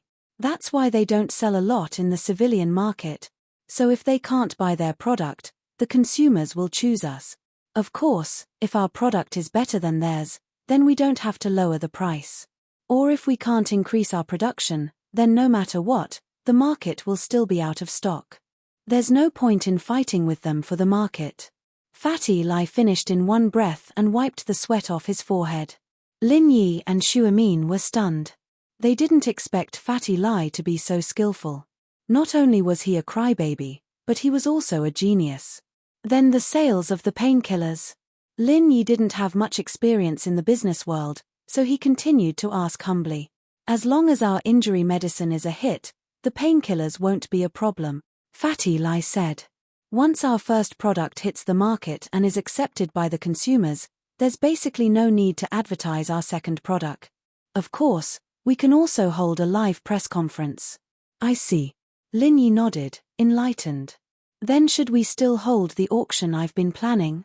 I'm planning to auction off a few of the pill of life extension and toxin cleansing, but... Lin Yi hesitated. He wasn't familiar with Fatty Lai, so he couldn't make it sound too easy to concoct the pill of life extension and toxin cleansing. If he said it was like candy, then he'd have to scam an entire skyscraper off for half a pill. That'd be a huge loss. Although he was the one who offered it, Lin Yi didn't want Fatty Lai to scold him behind his back. He continued. But it's not easy to concoct the pill of life extension and toxin cleansing. Many of the ingredients are almost extinct, so there's a limited number of them. We can't mass produce them right now. If we auction this, won't it seem like it has nothing to do with the medicine company's products? Of course not. It's a gimmick. Fatty Lai waved his hands. This pill of life extension and toxin cleansing was really good stuff. It was wise of him to dig half a pill out of a pile of dog shit. Lin Yi probably didn't have many of these pills left. This was a priceless treasure.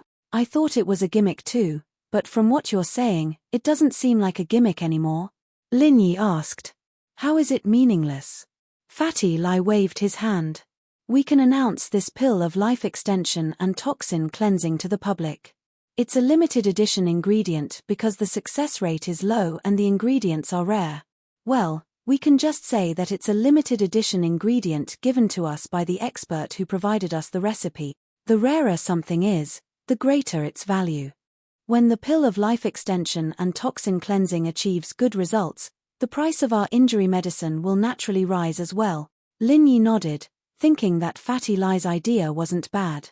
Do you know where I can hire a professional manager to manage the company? Well, Fatty Lai's eyes flashed with excitement and anticipation when he heard Lin Yi's words. His face flushed a little. What do you think of me? You. Lin Yi paused for a moment before understanding what Fatty Lai meant. You're saying you want to be a professional manager? Yeah, what do you think of me? I've been in the business world for more than 10 years. I'm quite experienced. Fatty Lai said, thumping his chest. But your trading company and real estate company. Lin Yi looked at Fatty Lai, confused. Chapter 451. Another follower. Lin Yi didn't know what was wrong with Fatty Lai. Why was he abandoning his existing company and coming to a new one to be a manager? You don't want your family's business anymore? Lin Yi couldn't figure out Fatty Lai's intentions.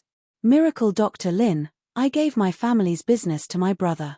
I don't want it anymore. I don't care about it. I don't want to fight and scheme against him all the time. Fatty Lai chuckled. Besides, I think that following you will have a better future than running those family businesses. Miracle Dr. Lin, I can foresee that your company will be even more powerful than that Dr. Kang's medical group. I'll be the manager of the group and your spokesperson, Miracle Dr. Lin. Won't I be the best? When my brother finds out about the importance of the pill of life extension and toxin cleansing, he'll be begging me on his knees. Begging? Is that rare? Don't you always kneel and cry? Lin Yi couldn't help but admire Fatty Lai's courage. He'd abandoned his family's business to follow him. That's different. You're a miracle doctor. I wouldn't kneel and cry to anyone else, Fatty Lai said, a little embarrassed. Lin Yi thought that this guy was a natural crybaby. He didn't think that it was just directed at him. This gave Lin Yi quite a headache. You have a good idea, but this medical group of mine is just a spur-of-the-moment thing. I don't know if it can continue or if there will be any new product. Lin Yi had to get the ugly part out of the way first. Who knew what he was going to do in the future? Even his old man didn't have a clear answer. It's fine, Miracle Dr. Lin. Why don't you take me in as your follower? Fatty Lai was a smart man. He'd seen through the facts a long time ago. Lin Yi wasn't an ordinary person, and there was no harm in following him. Fatty Lai had grown up in a rich family, so he didn't care much about money anymore. What he pursued was fame and status, and Lin Yi could help him achieve this dream. Being someone else's lackey wasn't a fun thing to do, but it depended on who it was. Fatty Lai was more than willing to be Lin Yi's lackey. How awesome was Lin Yi? People with medical skills like Lin Yi's were people that all the big families and forces would fight to curry favor with. Which one of them hadn't experienced illness and death? However, if Lin Yi could delay their deaths, why wouldn't they rush to him like a flock of ducks?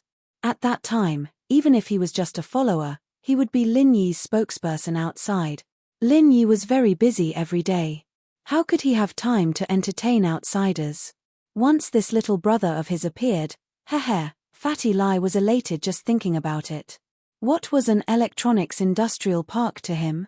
His brother was really short-sighted. Look at himself, how smart was his decision? People had to be thick-skinned and crybaby. Look at himself. He was thick-skinned and a crybaby. Didn't he gain Lin Yi's favor just like that? You want to be a lackey? Lin Yi looked at Fatty Lai oddly. I don't need lackeys. Not at all. Boss Lin Yi, listen to me. Fatty Lai began to analyze, and he called Lin Yi Boss Lin Yi smoothly. Lin Yi was helpless. Boss, what kind of status do you have? When the medical corporation is established, there will be big families coming to ask for medicine. Everyone wants to see you, boss. Can you see them all? Boss is already very busy every day, and he still has to chase girls and enjoy life. How can he have time to deal with them? That's when you need a lackey to help you deal with these things. And I'm just the right person. Lin Yi thought about it. Fatty Lai's words made sense, so he said, but I already have a follower. You're talking about Kang Xiaobo? Think about it, that's not enough. Fatty Lai shook his head. How can a lackey do that? Kang Xiaobo will be by your side all day, accompanying you to school and enjoying life. He can't handle company business every day, can he? He can just be the vice chairman, and I'll be the little brother who helps you take care of the company's affairs. Lin Yi nodded, but what Lin Yi didn't mention was that he had a lackey in his old home called a Gauden. But thinking about Gauden's IQ, Lin Yi shook his head. This kid could only be a fighter and a punching bag. He was all brawn and no brains. He'll give Gowden a call one day and see what he's up to. It's been a while since he went back, and he kind of missed him. Seeing that Lin Yi was a little tempted, Fatty Lai quickly added fuel to the fire. Plus, what kind of person are you, boss? You can't just have a lackey by your side, right? Look at all the big shots who don't have a lot of lackeys around them. Each lackey has their own role: bodyguards, personal secretaries, housekeepers, nannies, and mistresses. All right. Stop wasting time. I'll reluctantly accept you as a temporary lackey. Once you pass the inspection, you'll be promoted to an official one. Lin Yi was getting impatient from Fatty Lai's words. Fatty Lai's words made sense, and so Lin Yi agreed. But he was still someone else's lackey, and now Fatty Lai was his lackey. What would it be like when he went out with the miss in the future? Even a follower has a follower. I'm afraid I've already become the most awesome follower in the history of the game. Haha, then I'll be Miracle Dr. Lin's lackey from now on. Fatty Lai was overjoyed, automatically ignoring the word temporary. Don't worry, I'll take care of this medicine company. Lin Yi was a little speechless. This Fatty Lai was even more enthusiastic than he was. It seemed that having a lackey like this would save him a lot of trouble in the future. But Lin Yi didn't fully trust Fatty Lai yet. He didn't know what kind of person this guy was, and there were some things he couldn't trust him with. He'd have to observe him for a while before deciding. He gave the concoction to Fatty Lai and sent him away. Lin Yi sat back on the sofa in Shuamin's study. Grandpa Guan, what do you think of this? You mean Mr. Lai? Shuamin asked. Why doesn't this guy seem very reliable? Lin Yi felt that Fatty Lai's way of talking and doing things didn't seem like a business elite, but more like an idiot. If it weren't for Fatty Lai's suggestions on how to run the company, Lin Yi would have thought that the kid was just a playboy. Chapter 452. Chapter 452, Guan Shuamin's sense of danger. Lin Yi paused at Shuamin's words. He hadn't expected Fatty Lai to be this capable. He'd thought the guy was just a theoretical weakling. So you're saying that Fatty Lai really wants to help? Haha, he's not an idiot. He knows that he'll have a brighter future if he follows someone.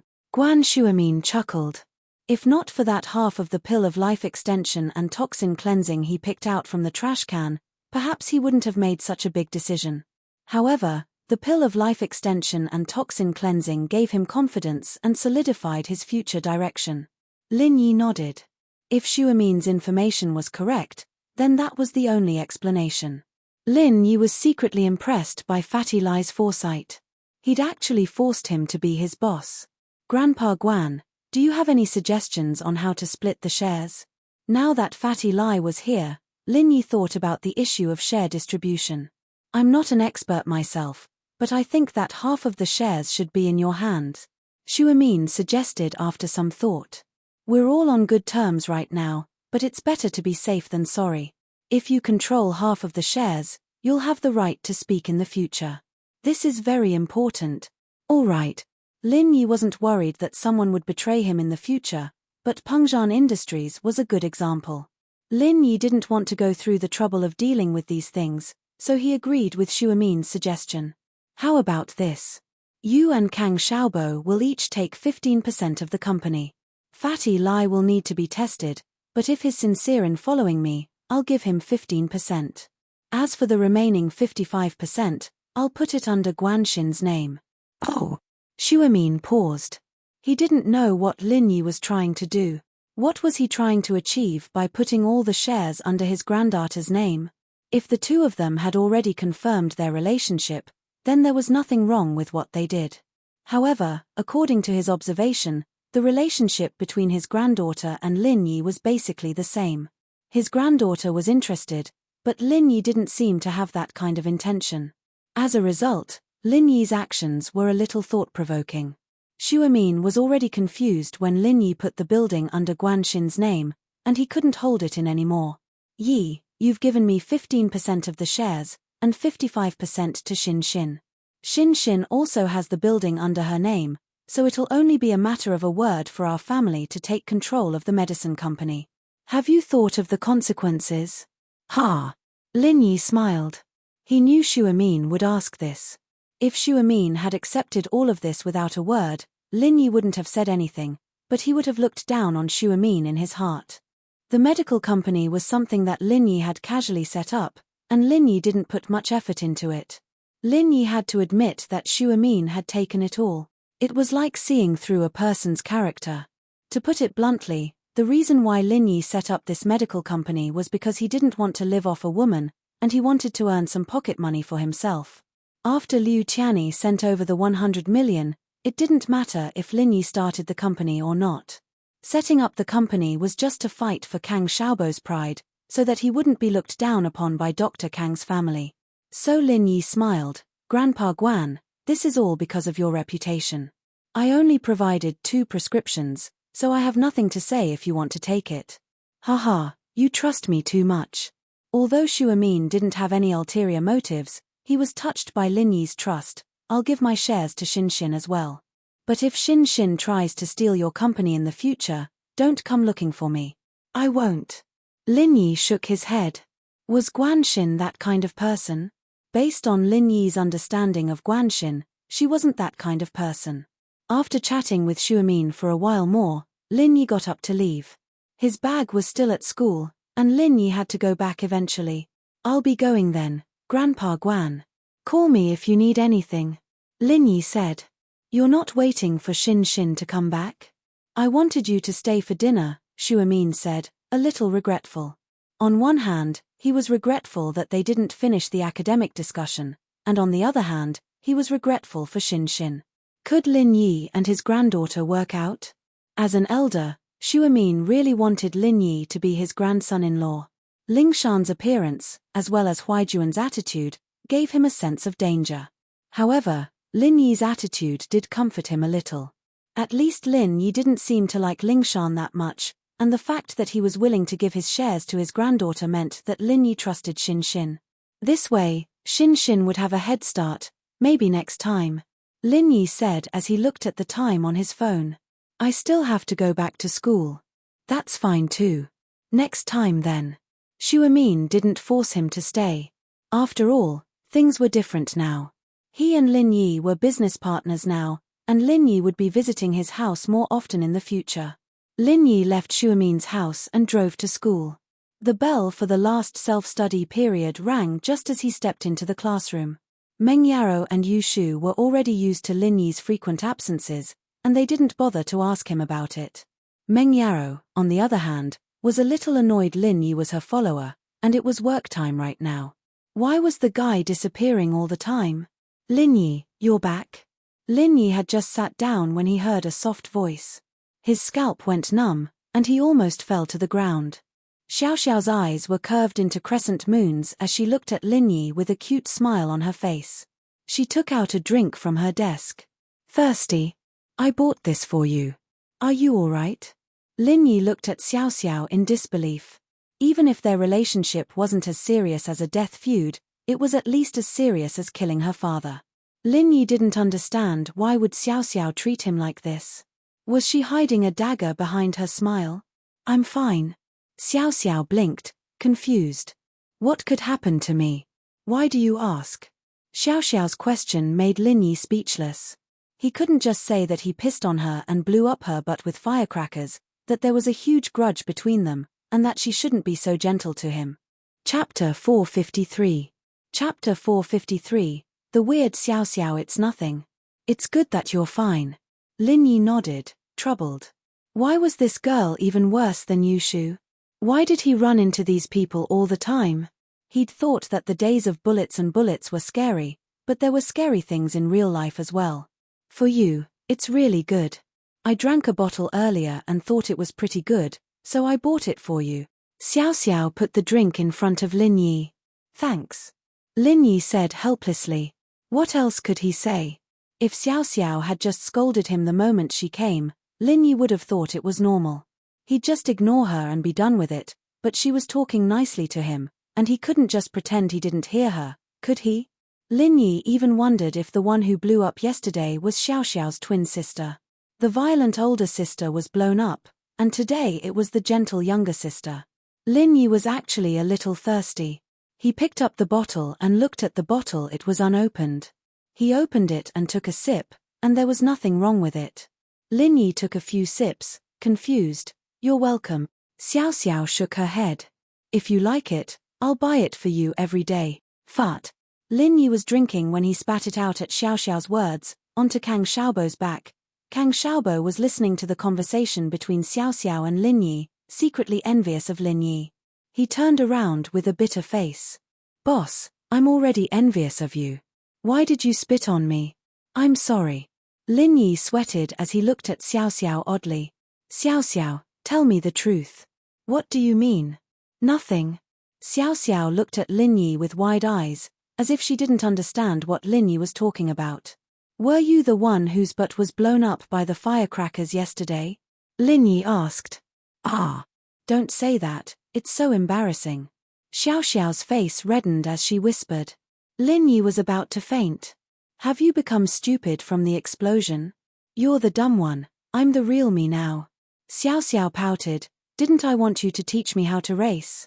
I also felt that there was something wrong with my method, so I changed it." "It's impossible to teach you how to race. It's illegal," Lin Yi said. "It's fine, you can teach me how to race and drift too," Xiao Xiao said seriously. "I don't have time." Lin Yi frowned. "It's fine, I won't learn then." Xiao Xiao smiled nonchalantly. Question mark. Lin Yi looked at Xiao Xiao in disbelief. What the hell? What the hell happened? When he left at noon, Xiao Xiao's cold face still had that angry look on it. What happened now? The night class was physics, and the teacher came in soon. Lin Yi didn't ask much, so he turned his head and started flipping through his physics book, ignoring Xiao Xiao. A smile formed on Xiao Xiao's lips, and she wanted to clench her fists and cheer.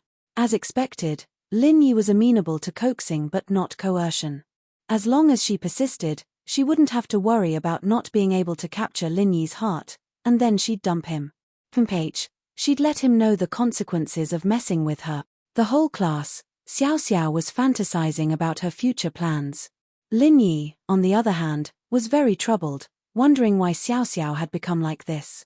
From his past experience, Xiao Xiao had to be planning something big. The first time she gave him a drink, she didn't have any good intentions. She wanted him to go to the washroom so she could take pictures of him. This time, she probably wouldn't use the same cheap trick, so there shouldn't be anything wrong with the drink. It was just a way for Xiao Xiao to get on his good side. Pin Liang was very happy right now. He'd contacted a high-class beach through one of his father's business partners, and he'd be able to reserve the entire VIP area. He'd be able to show off to Meng Yaro later. He'd already talked to the homeroom teacher, Ms. Liu, and was ready to announce the good news after school. The night class finally ended, and Ms. Liu walked in with Pin Liang walking up to the podium, very pleased with himself. "Everyone, calm down. Don't pack your bags yet. I have good news for you all." Ms. Liu was very supportive of Pin Liang sponsoring the class spring outing. There wasn't much time left in the 12th grade, and the students didn't have much time to play together. The tree planting event was something that many of them enjoyed so much that they forgot to go home. Pin Liang sponsoring a spring outing at this time made Ms. Liu's impression of Pin Liang improve quite a bit. This guy wasn't a spoiled young master who didn't know shit. As soon as they heard the good news, the noisy class immediately quieted down. Everyone stopped what they were doing and raised their heads to look at Teacher Liu. "This weekend, our class will be organizing a spring excursion. The destination is the natural beach in Boundless City." Ms. Liu's voice had barely faded when the students started cheering. Going to the beach was much more interesting than planting trees, and the students who'd been suppressed for a long time were all excited. "This excursion is organized and sponsored by Pin Liang. You don't have to pay a single cent, just buy some snacks for yourselves," Ms. Liu said. "Let's give Pin Liang a round of applause to thank him for his contributions to our class." Ms. Liu was planning to give Pin Liang a scolding in a class meeting. This guy was too daring, setting fireworks on a tree. Wasn't he afraid of catching fire? But she couldn't say anything about it now. Yay! Many students were excited when they heard that it was free. After all, there weren't many students who came from rich families, and most of them had limited pocket money. "All right, I'm done here. I'll introduce Pinliang to you all when he's done with the spring excursion plan. Ms. Liu said. You can go home now. The students who'd been hostile to Pinliang were now looking at him with much friendlier gazes. Many of them even greeted him after school. Pinliang was delighted. If he'd known that this would happen, he would have organized the excursion a long time ago. Not only would he be able to establish his reputation, but he'd also be able to please Meng Yaro and Yu Shu. Why wouldn't he do it? When Meng Yaro and Yu Shu walked out of the classroom, Pinliang quickly ran after them. Yaro, Shu, are you guys satisfied with my excursion? Chapter 454. I want to eat shark. Meng Yao's face was expressionless, as if she hadn't heard Pinliang's words at all. She didn't deny Yu Shu's words, either. Yu Shu had always been like this, always using his name to talk to that idiot Pinliang, but Pinliang never changed, falling for it every single time. That's great. I'll be happy as long as Yaro's happy, Pinliang said. Right, I've booked a Golden Dragon bus, but Shu, why don't you and Yaro take my car? I'm driving my dad's Mercedes, and I just got my license last month. You're driving a car just last month? Yaro and I won't take it. What if we get killed? Yu Shu hemphed. Plus, who doesn't have a car? Yaro's car is a sports car, it's as good as your Mercedes. Pinliang had wanted to show off a little, but Yu Shu's words made him speechless. He regretted not boasting about his license at all. Getting a driver's license while still a student was something to be envied by normal people, but it wasn't something new to Miss Meng Yaro and Yu Shu. Do you have a private plane? I don't need a car, but a plane is. Yu Shu blinked as she turned to Pinliang. Ah! A plane. Pinliang's eyes went wide, a bitter smile on his face. Do you know how much a private plane costs, Miss Meng Yaro? Even if his family was rich, they couldn't afford a private plane. A Boeing 757 cost tens of millions of dollars. What kind of joke was that? It's fine if you don't have one, but Yaro gets car sick and can only take a plane. We won't be going, you bring the other students. Yu Shu said regretfully. What? Pinliang almost tripped and fell to the ground. Not going just like that. Then why did he spend so much effort to invite his classmates to play? Wasn't he crazy? Pinliang had organized this event for Meng Yao's sake, and if Meng Yaro didn't go, what was the point? But a plane. Pinliang suddenly had an idea. Shu, what do you think about renting a plane? Even if he couldn't afford to buy a plane, he could still charter one. It was said that a small private plane didn't cost much. If he changed it to a helicopter, it would be even cheaper. Oh, that's fine too. You can charter a seaplane. I want to land on the sea. Yu Shu's words almost made Pinliang faint again. A seaplane. Pinliang was getting a little dizzy. Can we book it? Sure, why don't you go and ask? Yu Shu, on the other hand, wasn't lying. I heard there's a private seaplane service at the beach in Boundless City. I see. I'll go ask then. Pinliang smiled bitterly and nodded. Why didn't he ask earlier? Now there was trouble. However, Pinliang had no choice but to accept the fact that he had to win Meng Yao's heart. Yaro, what do you want to eat? I need to prepare in advance. Oh, we want to eat barbecued shark meat.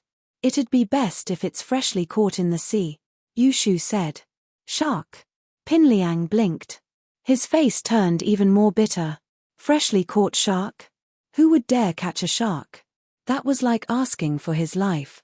Pinliang was getting more and more convinced that this trip to get on Meng Yao's good side wasn't going to be that easy. All right, we're leaving now. We'll text you when you're ready. Yu Shu pulled Meng Yaro and left quickly after that. Pinliang was left standing in the hallway with a bitter smile on his face. Xiaofu had been waiting for him. Liang bro, what's wrong? What else? It's not like you didn't hear what Yu Shu said. Renting a plane is fine as long as you can get it, but catching a shark? Isn't that a joke? Pinliang sighed. Liang bro, that's not a joke. Xiaofu waved his hand. I thought you thought renting a plane was too expensive. You know what's going on with my family. My uncle isn't a shareholder of the school anymore, but my dad's business isn't affected. He's also connected with a big boss recently, so he doesn't lack money. As long as there's a charter service, it'll be fine, Pin Liang said. But catching a shark? Isn't that just suicide? Not suicide. Xiaofu smiled slyly. That's easy. When the time comes, Liang bro, we'll prepare a dead shark and put it at the bottom of the sea. I'll put on a shark fin and pretend to be a shark, and you'll pretend to come down and fight me. I'll pretend to be dead and sink to the bottom of the sea, and you can drag the dead shark to shore. That's right. Pin Liang's eyes lit up at Xiaofu's idea. He gave him a thumbs up. That's a brilliant idea. This was great. Didn't Meng Yaro like strong, handsome men? I'll fight a shark and show off my manliness. Meng Yaro won't fall for me then. Yeah, that's why it's not hard at all. Now we need to figure out how to charter a plane. Xiaofu wasn't good at other things, but he was good at dirty tricks. That's easy. I'll talk to my dad about it when I get back. Pin Liang's worries were solved, and he felt much more relaxed. He hummed a little tune as he walked out of the school with Xiaofu. Meng Yaro, on the other hand, looked at Yushu helplessly. Shu, can you stop messing with Pin Liang? It's his fault for being an idiot. Yushu didn't care. Yao, we're graduating soon. If we don't mess with this idiot a little, we won't be able to play with him in college. Play, you only know how to play all day long. You'll get into trouble sooner or later. Meng Yaro glared. It's fine. With Shield Bro protecting us, I'm not scared of Pin Liang anymore. Yushu said happily. What's up with Lin Yi? Why's he with Xiao Xiao again? Meng Yaro turned her head to see Xiao Xiao beside Lin Yi, giggling as she talked to Lin Yi. Oh, are you jealous, Yao? Do you want me to go scout and see what they're talking about? Yushu rubbed her palms together. No need. Meng Yaro shook her head faintly. Who cares what he's doing? Let's go home. Sure, I want to go take a look. Yushu was curious. Then I'll go back myself. You think of a way home. With that, Meng Yaro opened the car door and got in. Wait for me, I'm not going. Yushu quickly got in the car after seeing that Meng Yaro was angry, but her eyes couldn't help looking back. Chapter 455.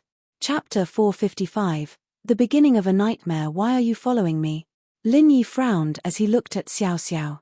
Don't they all say that you're marked by the company you keep? Xiao Xiao said with a smile. It's fine if you don't teach me how to drive, just let me stay by your side. You'll be able to subtly influence me, and I'll be more and more like you, and then I'll know how to drive. Lin Yi was speechless at Xiao Xiao's reasoning.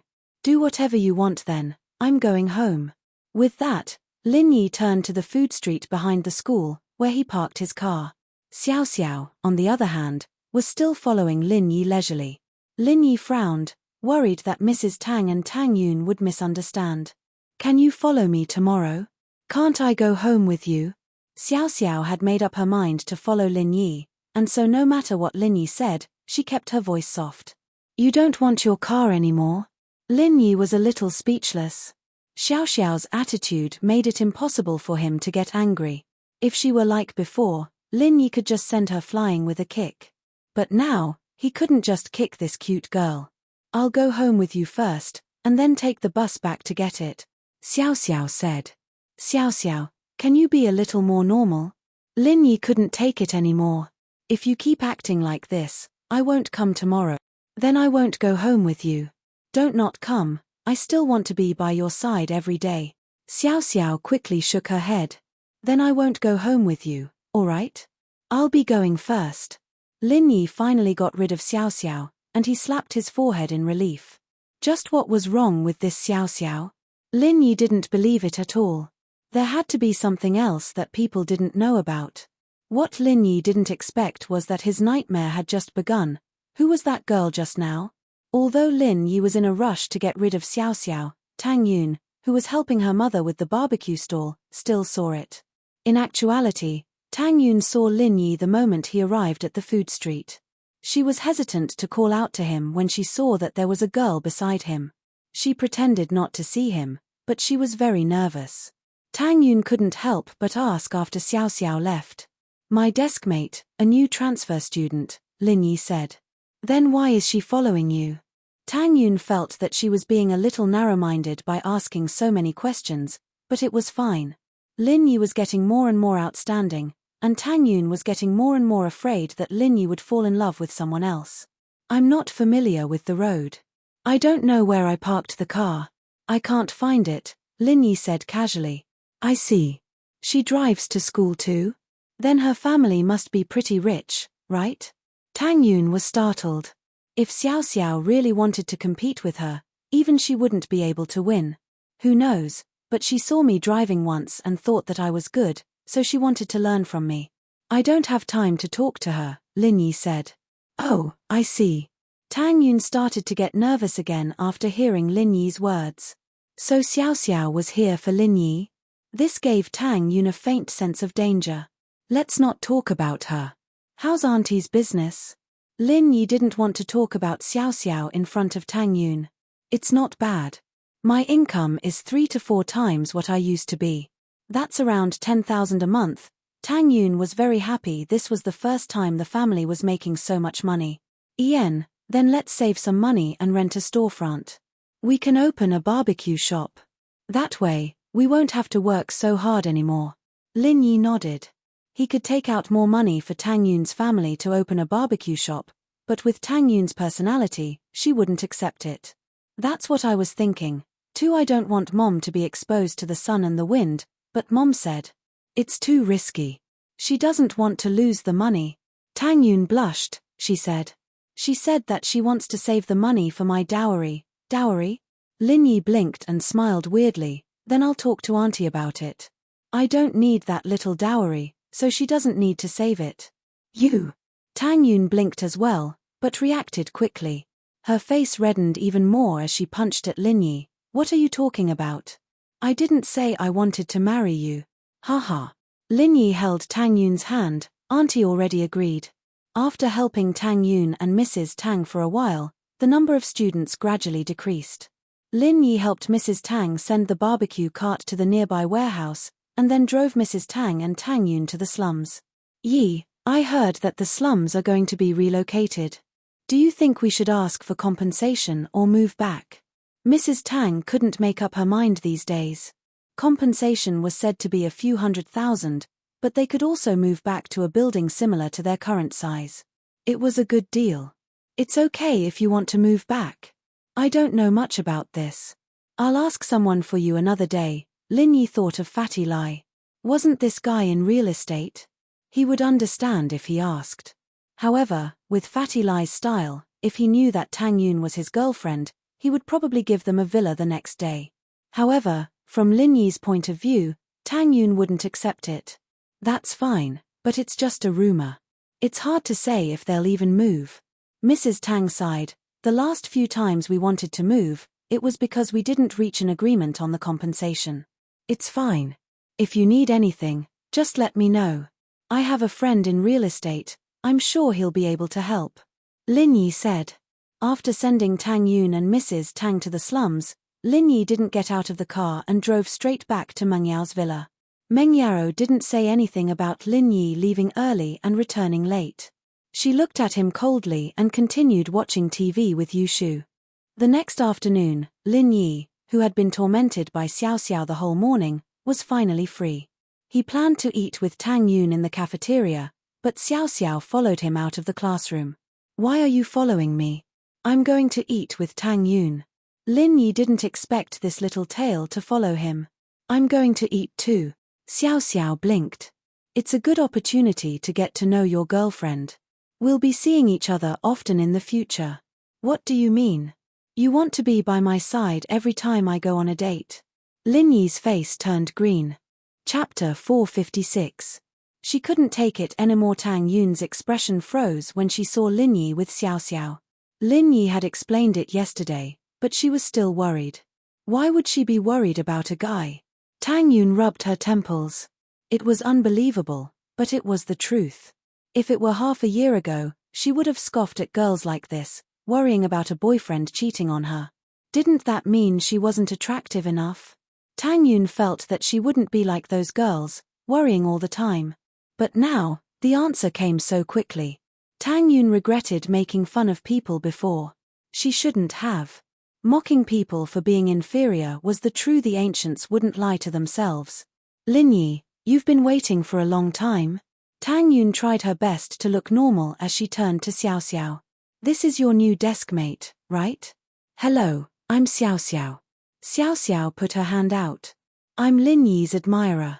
Ah! Tang Yun paused, shaking Xiao Xiao's hand weirdly. Admirer? Yeah, he's really cool when driving. I want to learn from him, but he hasn't taught me yet. Xiao Xiao nodded generously. Is that so? Tang Yun frowned. What did she mean by admirer? Let's go, ignore her. Lin Yi didn't know what to say to Xiao Xiao. This girl was definitely up to no good, and Lin Yi didn't have the heart to kick her, but he didn't want to talk to her either. Oh! Tang Yun felt much better after hearing Lin Yi's words, and her attitude towards Xiao Xiao wasn't as hostile anymore. We're going to eat, see you next time. No need, I'm going to the cafeteria too. Let's go together, Xiao Xiao said passionately, not caring that she'd become a third wheel. Tang Yun wanted to say something, but didn't. She stood to the right of Lin Yi, and Xiao Xiao stood to the left of Lin Yi. The two of them sandwiched Lin Yi, one on the left and one on the right. Tang Yun, have you ever seen your husband drive? He's really handsome. Xiao Xiao turned to Tang Yun. Hubby. Tang Yin paused, but got a little angry. She wasn't angry because Xiao Xiao said Lin Yi was her husband, but because Xiao Xiao was being so vague. She didn't add you in front of the word husband and directly said this word. Those who didn't know would think that Lin Yi was her husband, or that they had the same husband. But Tang Yin didn't want to correct her. What if it was a slip of the tongue? If he were to say it out loud, wouldn't it be very embarrassing? So he said, yes, but if you want to learn how to drive, it's best if you go to a driving school. I have a driver's license, I just want to learn drifting, Xiao Xiao said. When they got to the cafeteria, Lin Yi found a table for two in order to get rid of Xiao Xiao. This way, Xiao Xiao wouldn't be able to sit with him, and Xiao Xiao indeed hadn't sat here before. She went to the food counter and lined up. Lin Yi, what's going on with that Xiao Xiao? She looks like she's really clingy. Tang Yun asked casually. What, jealous? Lin Yi could guess what she was thinking just by looking at her face. Jealous? Jealous? I'm not. Tang Yun, naturally, wouldn't admit it. I just think she's an idiot. Ha! Lin Yi smiled. What do you want to eat? I'll go buy it. Whatever, one meat and one vegetable. Just do as you see fit. Tang Yun wasn't a picky eater. She had a simple lunch with Lin Yi, 2 dishes for the two of them. It wasn't a waste. Lin Yi wasn't a picky eater, either, so he usually went to whichever counter had the least customers. The dishes he bought were random as well. There weren't many people at the stir-fried garlic and steamed pork ribs, so Lin Yi bought one and brought it back. The two were just about to eat when they saw Xiao Xiao dragging a chair over with a big plate in her hand. She came to Lin Yi's table and placed it on it, adding a chair to the side of the table. The cafeteria was very crowded during peak hours, and so there were some folding chairs at the side of the cafeteria for extra seats when there were too many people. He didn't expect Xiao Xiao to drag a chair over herself. Lin Yi, I bought you braised chicken drumsticks. They're really good. Here you go. Xiao Xiao said as she put the chicken drumsticks in front of him. What? Lin Yi didn't think that Xiao Xiao would buy him a drumstick. Wasn't she trying to make him feel uncomfortable? Tang Yun was already feeling a little jealous. What was this girl playing at? Eat it, it's really good. Xiao Xiao said with a smile as she looked at Lin Yi. I heard from Pinliang that the drumsticks and lamb chops in the cafeteria are really good, but the lamb chops have to be made on the spot. I ordered one, but it'll take a while. You can eat the drumsticks first. Lin Yi couldn't take it anymore. Lin Yi didn't do anything to Xiao Xiao because she was a girl, but now that she kept doing weird things, Lin Yi couldn't take it anymore. Xiao Xiao, are you done or not? Lin Yi glared at Xiao Xiao. You're so mean to me. Xiao Xiao jumped at Lin Yi. Her eyes reddened as tears fell down. Woo! Why are you so mean to me? I just worship you, and I want to get on your good side. I want you to teach me how to drive. What's wrong with that? Woo! Lin Yi looked at the pitiful Xiao Xiao in shock. He couldn't believe his eyes. Was this the same Xiao Xiao who was grinding her teeth, trying to take pictures of him and blow him up with firecrackers. She didn't even cry when he blew her up, and now she was crying just because he yelled at her. Tang Yun had been annoyed at Xiao Xiao for being so stupid. She finally had some alone time with Lin Yi, and Xiao Xiao came over to be the third wheel. But now that she saw Xiao Xiao looking so wronged, Tang Yun's heart softened. Did she really only worship Lin Yi? Or did she have other thoughts? But worship was hard to explain, and it could easily turn into affection. That was why Tang Yun was so hostile towards Xiao Xiao. But now, she felt pity for her. Lin Yi, can you talk to her and make her stop crying? Why don't you teach her? Don't get tricked by her. This girl likes to act. Lin Yi curled his lips and steeled his heart, ignoring Xiao Xiao. Chapter 457. Wasting her strength, Xiao Xiao wiped her tears away and stopped crying, but she didn't leave. She propped her chin on her hand and stared at Lin Yi, her eyes filled with infatuation and tenderness. Xiao Xiao's gaze made Lin Yi a little uneasy, and Tang Yun felt even more uncomfortable. What was going on? Lin Yi was her boyfriend, and now there was an admirer sitting next to him, staring at Lin Yi. How could she stop eating? Xiao Xiao, you're not eating? Tang Yun couldn't help but ask. She couldn't kick her out, but she couldn't just let her stare at Lin Yi like this, could she? Nope, I'm happier watching Lin Yi eat than eating myself, Xiao Xiao murmured. You. Tang Yun didn't know what to say at all. It wasn't easy for them to get through this awkward moment in the cafeteria, and Lin Yi pulled Tang Yun out. Can you not let her come next time? Tang Yun couldn't help but say to Lin Yi. I feel weird with her beside me, I can't even eat. You think I want her to come? Lin Yi smiled bitterly. Tang Yin pouted unhappily, but there was nothing she could do about it. She wanted to say something, but she didn't want Lin Yi to think that she was being petty. Tang Yin was starting to get annoyed with herself. Why was she getting more and more worried?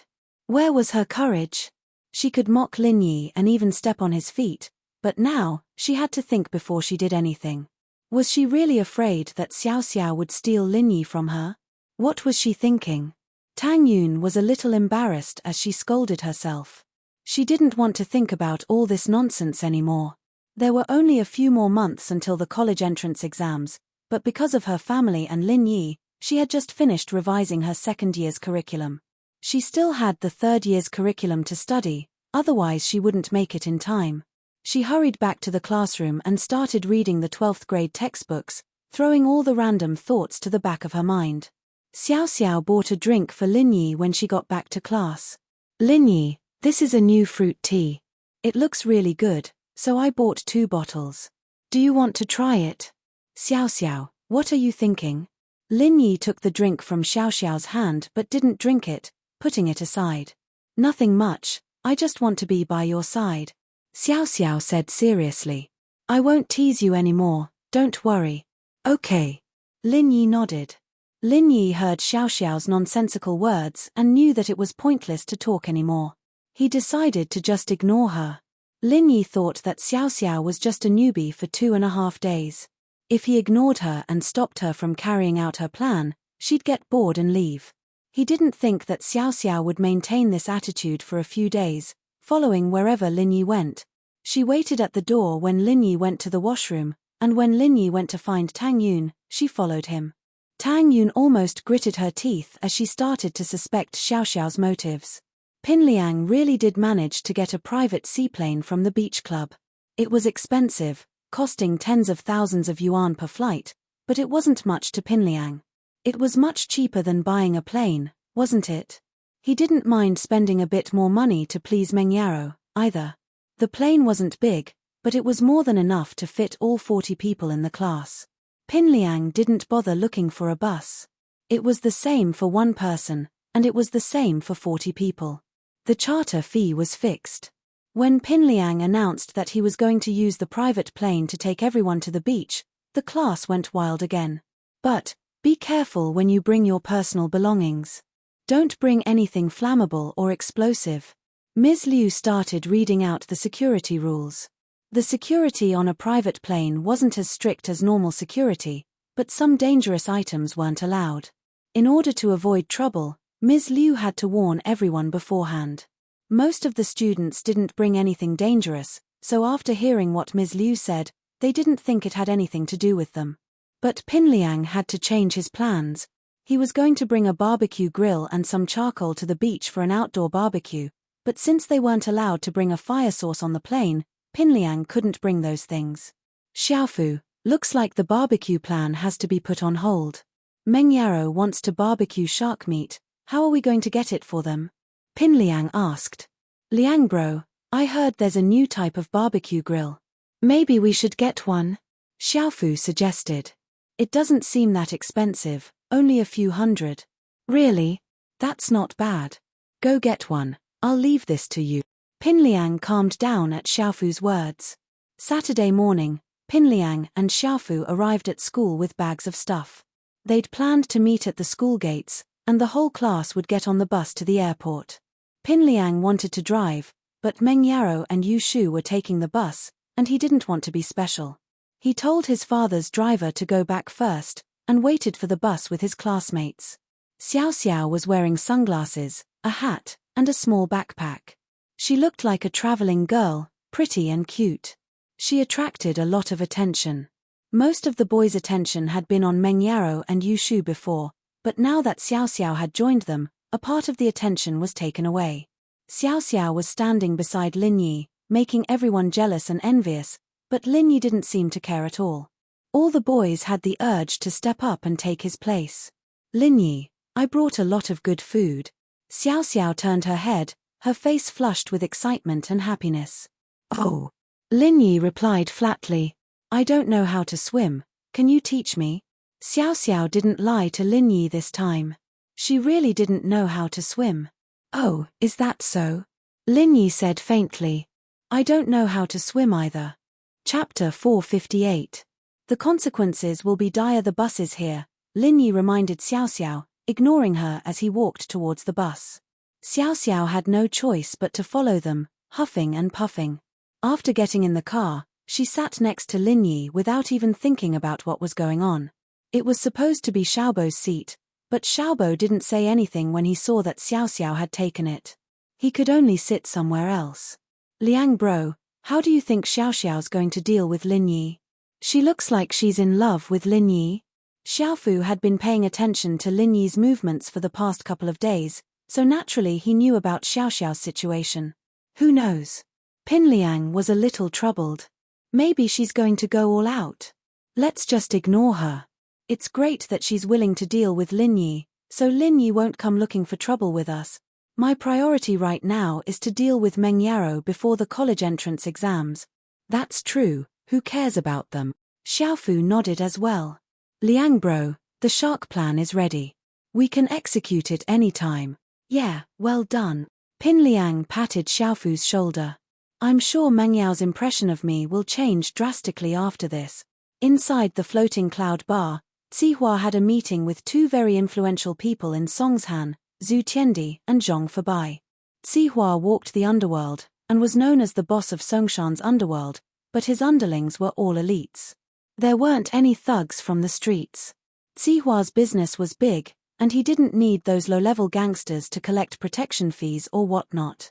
He'd always been involved in the high-end business of the underworld, like smuggling, drug trafficking, and this time, he was working with Zhen Wen to sell human organ. These were all big deals, much more profitable than collecting protection fees and the like. Other than Zihua, there were two other powerful people in Songshan. One was Zhu Tiandi, and the other was Zhong Fabai. One of them was in the entertainment business, while the other was in the hotel business. Both of them had a lot of henchmen working for them, especially Zhu Tiandi's eldest son, Zhu Ruoguang. He was the head of the North District. Zihua didn't care about what they were playing with, and Fabai and Zhu Tiandi didn't have the ability to play with things as advanced as Zihua, so they didn't interfere with each other's business. But this time, Zihua had no choice but to cooperate with these two. The first person Zihua talked to was Zhu Tiandi, because as far as he was concerned, Tiandi was much stronger than Fabai. Tiandi's son was the boss of the North District. Brother Tiandi, I'm really sorry to have made you rush over so early in the morning.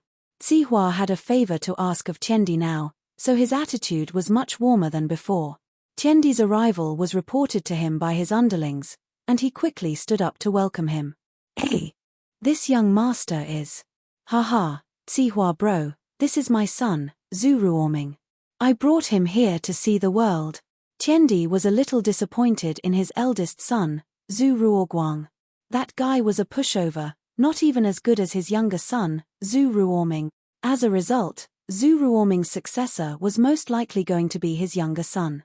Tiendi changed his strategy, and decided not to let Zhu Ruoming study blindly. Instead, he was preparing to train him as his successor. Oh, so it's young Master Zhu. Haha, you're quite the talent. Sihua nodded with a smile. Thank you for the compliment, Uncle Sihua. Zhu Ruoming was, without a doubt, very excited. His father was finally willing to train him, and this was his first time out, and he was bringing him to meet such an important person. As for Sihua, Zhu Ruoming had heard of him a long time ago. He was the big boss of Songshan's underworld. Sihua bro, I wonder if you have any business with me? Tiendi and Sihua had always minded their own business, so their relationship wasn't too bad. Tiendi bro, let's not beat around the bush. I'm here today because I have a business with you. Sihua didn't beat around the bush. They were both in the underworld, after all, and there was no need to beat around the bush. Oh, what kind of business? Tiendi had been depressed for the past couple of days. Lin Yi had said that he wouldn't bother them anymore, but he was still worried. Now that there was business, he felt a little better. I'm sure you know who I am, Sihua said with a smile. One of the juniors of the big boss behind me wants to start a real estate company here, but is lacking some manpower. Would you be interested, Tiendi bro? Manpower? You mean? Tiendi paused. Wouldn't his family's business skyrocket if he could form a relationship with the big boss behind Sihua? But the point was, what did the guy see in him? Tiendi knew his own limitations. He was an expert in the entertainment business, but he'd never been in the real estate business before. Demolition. Sihua smiled. You know that we'll need some tricks if we want to get a demolition done at a low price. I don't have the manpower to do that, so I wanted to work with you, Tiendi bro. Demolition? That's not a problem. Tiendi let out a breath of relief. Demolition wasn't easy at all. Wouldn't it be enough to let Zhu Ruoguang lead a group of people to threaten those relocated households? So you're saying that you'll agree to this, Tiendi bro? Sihua was quite confident in this. After all, it wasn't a difficult job for Tiendi, and it should be something he was good at. It shouldn't be a problem. Tiendi nodded. Which piece of land does the young master want to develop? The slums, Sihua said. It's a big area, it'll be very promising. Oh, the slums? That's a good place, no problem. Tiendi was about to agree when Zhu Ruoming pulled him back. Dad, we can't do this. Zhu Ruoming was afraid that his father would agree on impulse. Ruoming, what are you doing? Tiendi paused, a little displeased. What's wrong with you, kid? Aren't you usually quite brave? Why are you afraid to do illegal things now? Dad, listen to me, I don't dare do things that aren't illegal. It's Tang Yun, she lives in the slums. Zhu Ruoming explained, panicking. He'd been pursuing Tang Yun, and naturally, he'd done a lot of research on her family background. It was normal that he knew she lived in the slums. Chapter 459. Chapter 459, occupied what if he was stupid enough to bulldoze Tang Yin's house?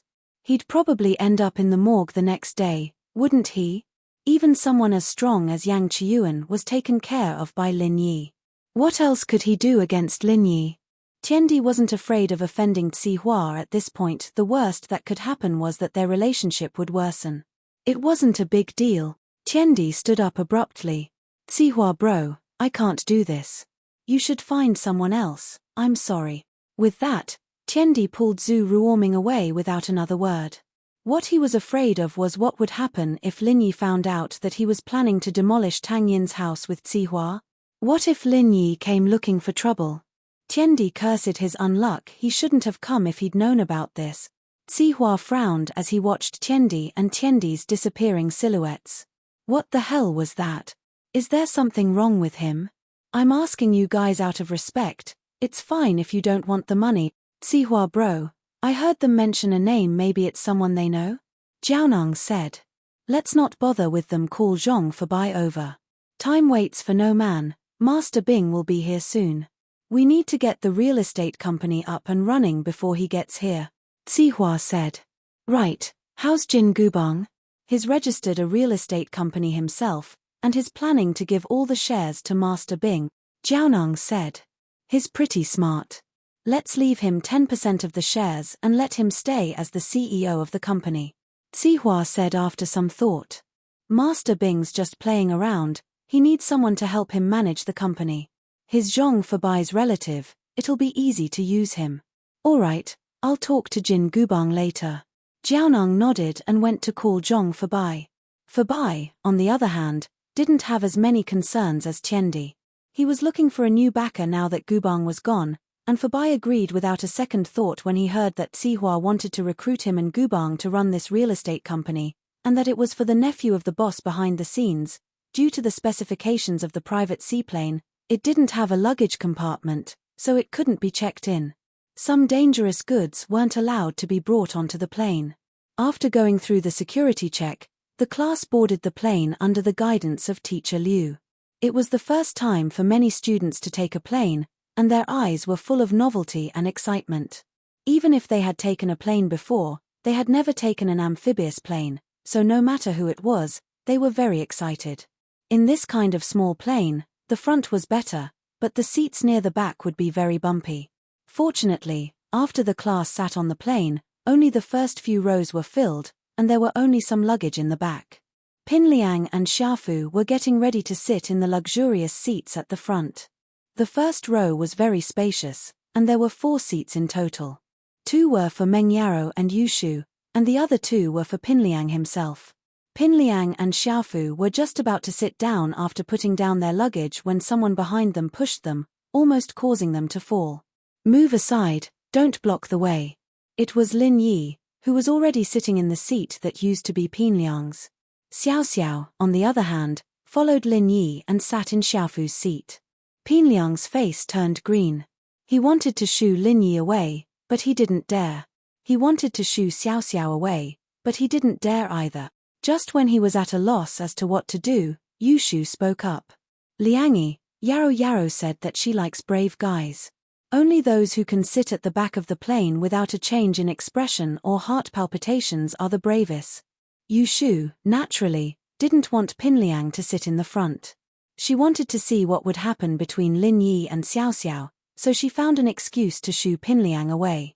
Is that so? Pin Liang found a way out of Yushu's words. Xiaofu, let's sit at the back then. The first row is for cowardly men. There was only one man in the first row, Lin Yi, so Pin Liang's words were directed at Lin Yi. But he regretted it immediately. Wasn't he just being a prick? Why did he have to say that? Pin Liang let out a sigh of relief when he saw that Lin Yi didn't seem to be looking for trouble. He quickly walked to the back of the cabin with Xiaofu and sat down at the very back. Since it was a low-altitude private plane, there wouldn't be too much of a conflict with commercial airliners. It didn't take long for the plane to take off. Pin Liang and Xiaofu had never been on a private plane like this before. They thought that the back of the plane would be the same as a commercial airliner, but Pin Liang only realized how uncomfortable it was when they took off. The seat was as bumpy as it could get, and Pin Liang's face turned scarily pale. Xiaofu wasn't much better off either. Liang bro, maybe we should sit closer to the front. This is too uncomfortable. Xiaofu couldn't take it anymore. You can go if you want to. What would Meng Yaro think of me if I went? She'd think I'm a coward, wouldn't she? Pin Liang was uncomfortable as well, but he gritted his teeth and persevered. He'd already said that he'd be a laughingstock if he backed out now. Pin Liang was a laughingstock now, but he didn't want more of them. If he could still grit his teeth and persevere, then so be it. He only wanted to get to the beach as soon as possible. Pin Liang wasn't leaving, and Xiaofu couldn't either. He could only endure it. It was his first time on a plane, and he didn't have much experience. Naturally, he was worse than Pin Liang. Lin Yi didn't bother with Xiao Xiao, either. No matter what she said, Lin Yi only replied with "Oh, and is that so?" These meaningless words made Xiao Xiao very depressed. Shu, what do you think Xiao Xiao's up to? Meng Yaro had noticed that something was wrong with Xiao Xiao these past few days.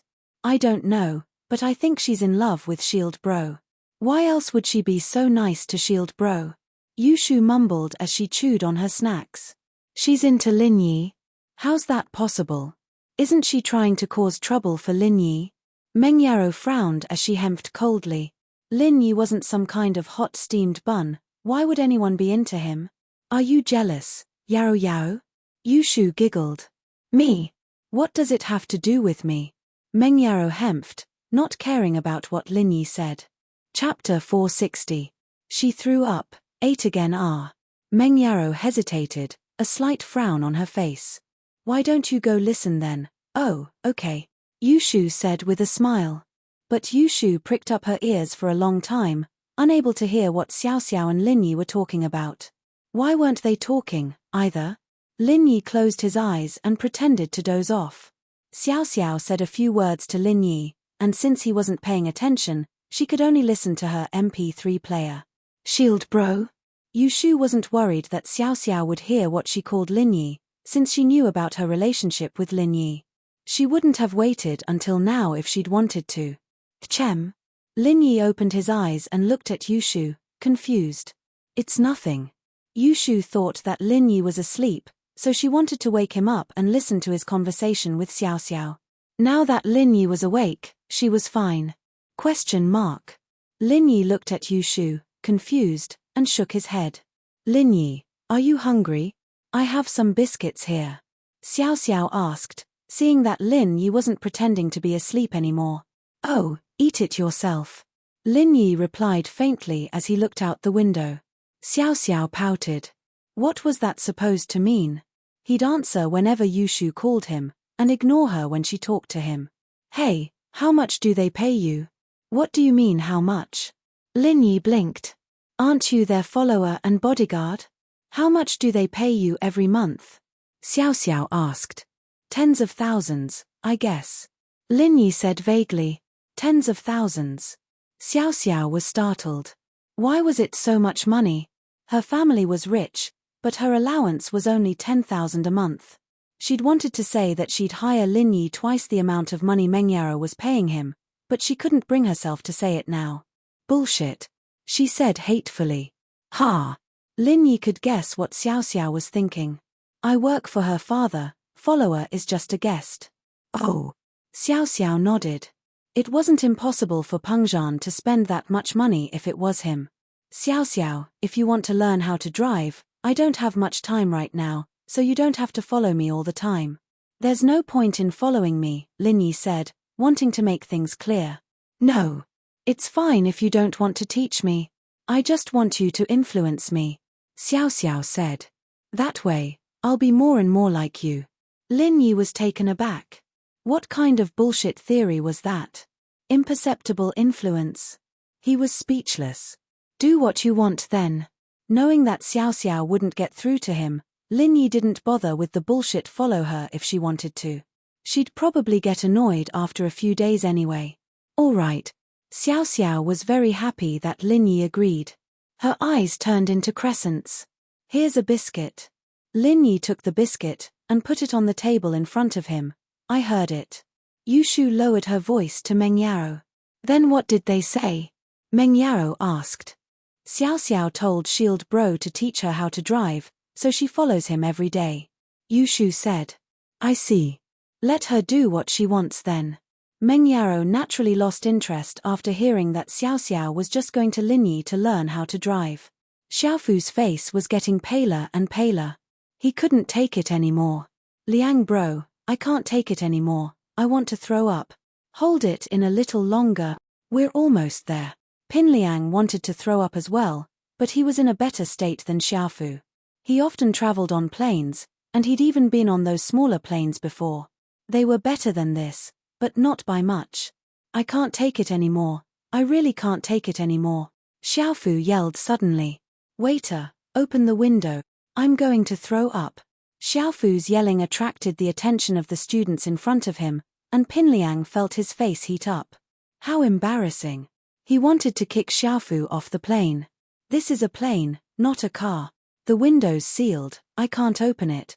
Then what do we do? I'm going to throw up. Xiaofu panicked. Hold it in. Just hold it in for a little while. Pinliang raged. Blurg, blurg. Xiaofu quickly covered his mouth with his hand, holding it in for a while before letting out a sigh of relief. Fu, you can hold it in? Pinliang breathed in relief after seeing that Xiaofu wasn't throwing up anymore. I did, but I swallowed it back down. Xiaofu said. Ah! Blurg. Pinliang's stomach churned. He swallowed it back down again. Why was it so disgusting? Pinliang had been able to hold it in at first, but he couldn't hold it in anymore after what Xiaofu was doing. He opened his mouth and wanted to puke, but when he looked up, he saw that everyone in the class was looking at Xiaofu, as well as Yushu. He was in a difficult position, but the thing in his stomach was already in his throat. He had no choice but to spit it out, just like Xiaofu did. Pinliang made up his mind and spat it out, then swallowed it back. Burp. Pinliang burped and waved at Yushu with a smile on his face. Look at me, I'm fine. That Xiaofu guy just can't do it. Pinliang sighed in relief after seeing that no one could tell. Pinliang finally let out a sigh of relief. He was the smartest one of them all. Even though he swallowed back what he was about to spit out, no one could tell. Liang bro, my stomach's not feeling well, I want to have a bowel movement. Xiaofu said after a while. Why are you so troublesome? Why do you feel like throwing up and having a bowel movement? Pinliang was starting to panic. You can't blame me, Liang bro. I didn't manage to spit it out, so I swallowed it back down. Of course I have to poop. Xiaofu said weakly. There's a washroom up front. Go yourself. Pinliang said helplessly. Xiaofu sprinted into the washroom. Pinliang was starting to regret letting Xiaofu sit at the back of the plane as well. It was ruining his image. But why was his stomach so uncomfortable? Pinliang froze abruptly. He'd swallowed the thing back down. Was he going to have a bowel movement as well? Pinliang jumped at the thought and ran to the washroom. He only remembered that Xiaofu was still inside when he reached the door. He knocked on the door. Xiaofu, hurry up. Liang bro, what's wrong? Xiaofu said weakly. I need to use the washroom too, hurry up. Pinliang said urgently. Ah, I'm pooping right now. Xiaofu said. Chapter 461. Here comes the shark. Xiaofu was panicking, but he couldn't just pull up his pants in the middle of his diarrhea, could he? Liang bro, wait a minute, I'll be done soon. Pinliang was panicking. The toilet was right in front of the first row. Wasn't Xiaofu trying to ruin his image on purpose? It was one thing for him to go straight into the toilet, but Meng Yaro would definitely laugh at him if he had to hold his stomach and walk around like that, wouldn't she? Fart. Pinliang let out a loud fart, feeling a little embarrassed. His face reddened as he snuck a glance at Meng Yaro. It stinks, Yaro Yaro, I'm going to faint. Yushu jumped up, waving her hands around. Liangi, hurry up and stuff a fart stopper. Are you trying to suffocate me and Yaro Yaro? Pinliang's fart was only heard by the students in the first few rows, but Yushu's words made him the center of attention in the cabin. Pinliang was panicking. He was just about to explain when his butt popped out uncontrollably again. This time, he'd pooped out of his pants due to his excitement. Pinliang, are you doing this on purpose? Yushu was going crazy as she pinched her nose and ran to the back. It was too smelly. Meng Yaro frowned in disgust as well. She didn't know what Pinliang was doing, not stopping even after getting on the plane. She stood up and followed Yushu. Xiao Xiao was in the middle of eating a biscuit when she spat it out. She subconsciously ran to the back as well. Lin Yi didn't mind. Lin Yi had lived in smellier places than this before, but Pinliang's actions were indeed disgusting. Since the miss was gone, Lin Yi stood up and followed. Xiaofu finally came out of the toilet, and Pinliang ran in with his hands on his crotch. The sound of running water came from the toilet. Pinliang didn't bring a change of pants, so he had to wash them in the toilet. But before the plane landed, Pinliang didn't have the nerve to come out of the toilet. Pinliang was the one who organized the event, so even though everyone thought it was funny to see him in a wet pair of pants, they didn't laugh at him. Pinliang was comforted by that. I'm sorry, Liang bro, I didn't do it on purpose. Xiaofu apologized, a little embarrassed that he'd messed things up. Forget it. Pin Liang looked at his only subordinate and didn't know what to say. He waved his hand and said generously, just do your best to pretend to be a shark later. Don't worry, I've practiced several times in the bathtub at home. There won't be a problem. Gao Xiaofu patted his chest confidently. Pin Liang nodded. Whether or not he could save his face would depend on this. If the glorious image of him fighting the shark was seen by everyone, the incident of him pooping his pants would be nothing. The plane landed on the dedicated water parking lane in the VIP area of the beach. After the plane stopped, a speedboat came over and sent the students on the plane to the beach. Pin Liang had booked the entire VIP area, so there weren't any other visitors here. The water was very clear, and between the beach and the water was a shallow area of pebbles and sand. There were some sea snails, crabs, and fishes in the water. It seemed like the water here was quite nice. Lin Yi wasn't in a hurry to change into his swimsuit like the other students. He sat on the beach, quietly watching the little creatures in the water. It was rare to see water this clear in the city and tourist areas. Lin Yi felt like he was back home. When he was young, Lin Yi and Gauden would often play at the beach. Of course, Old Man forced Lin Yi to train in the water most of the time, and Gauden. Lin Yi really doubted his body structure. It was hard for him to keep his balance in the waves, but that guy was like an iron tower. Why don't you go change into your swimsuit? Xiao Xiao saw that Lin Yi was sitting on the beach, spacing out. She followed him, curious. Why would I change into a swimsuit if I don't know how to swim? Lin Yi said faintly. Why don't you go? I want to be by your side. Xiao Xiao said matter-of-factly. Lin Yi shook his head. His thoughts were interrupted, and he turned his attention to the girl who had changed into her swimsuit. An 18-year-old girl with a petite body had already matured. This was a good opportunity for his eyes to feast on. He wondered what the Miss and Yushu would look like in their swimsuits. Compared to Meng Yarrow, Lin Yi was more excited to see Yushu in her swimsuit. He'd seen pictures of them in swimsuits, but it wasn't as good as seeing them in person. But what disappointed Lin Yi was that Meng Yarrow and Yushu didn't change into their swimsuits. Instead, they set up a sun umbrella on the beach and sat under it, taking out the snacks from their bags. Were these two girls here for a picnic? It made sense. Meng Yarrow and Yushu went to the beach quite a lot, and his computer's hard drive was filled with pictures of the two, many of which were taken at the beach. There don't seem to be any sharks here, Yushu said, disappointed as she looked at the calm water. This is a tourist area. Of course there won't be sharks, Meng Yarrow said. That Liangi, how dare he lie to me? He even roasted shark meat for me. I don't believe him anymore, Yushu said angrily. Even if there was shark meat, would you dare eat it? Meng Yarrow said, curling her lips. Yushu felt disgusted at the memory of Pin Liang pulling up his pants on the plane. She wouldn't dare eat shark meat if Pin Liang really did roast it for her, would she? Xiaofu saw that most of the students had gone into the water, and so he tied the shark fins on his back and dove into the water quietly. He circled around the water a couple of times, panicking when he realized that no one was paying attention to him. He didn't dare get too close to the other students, as the water in the shallow water was very clear. He'd be discovered if he got too close. But he couldn't just shout, "I'm a shark.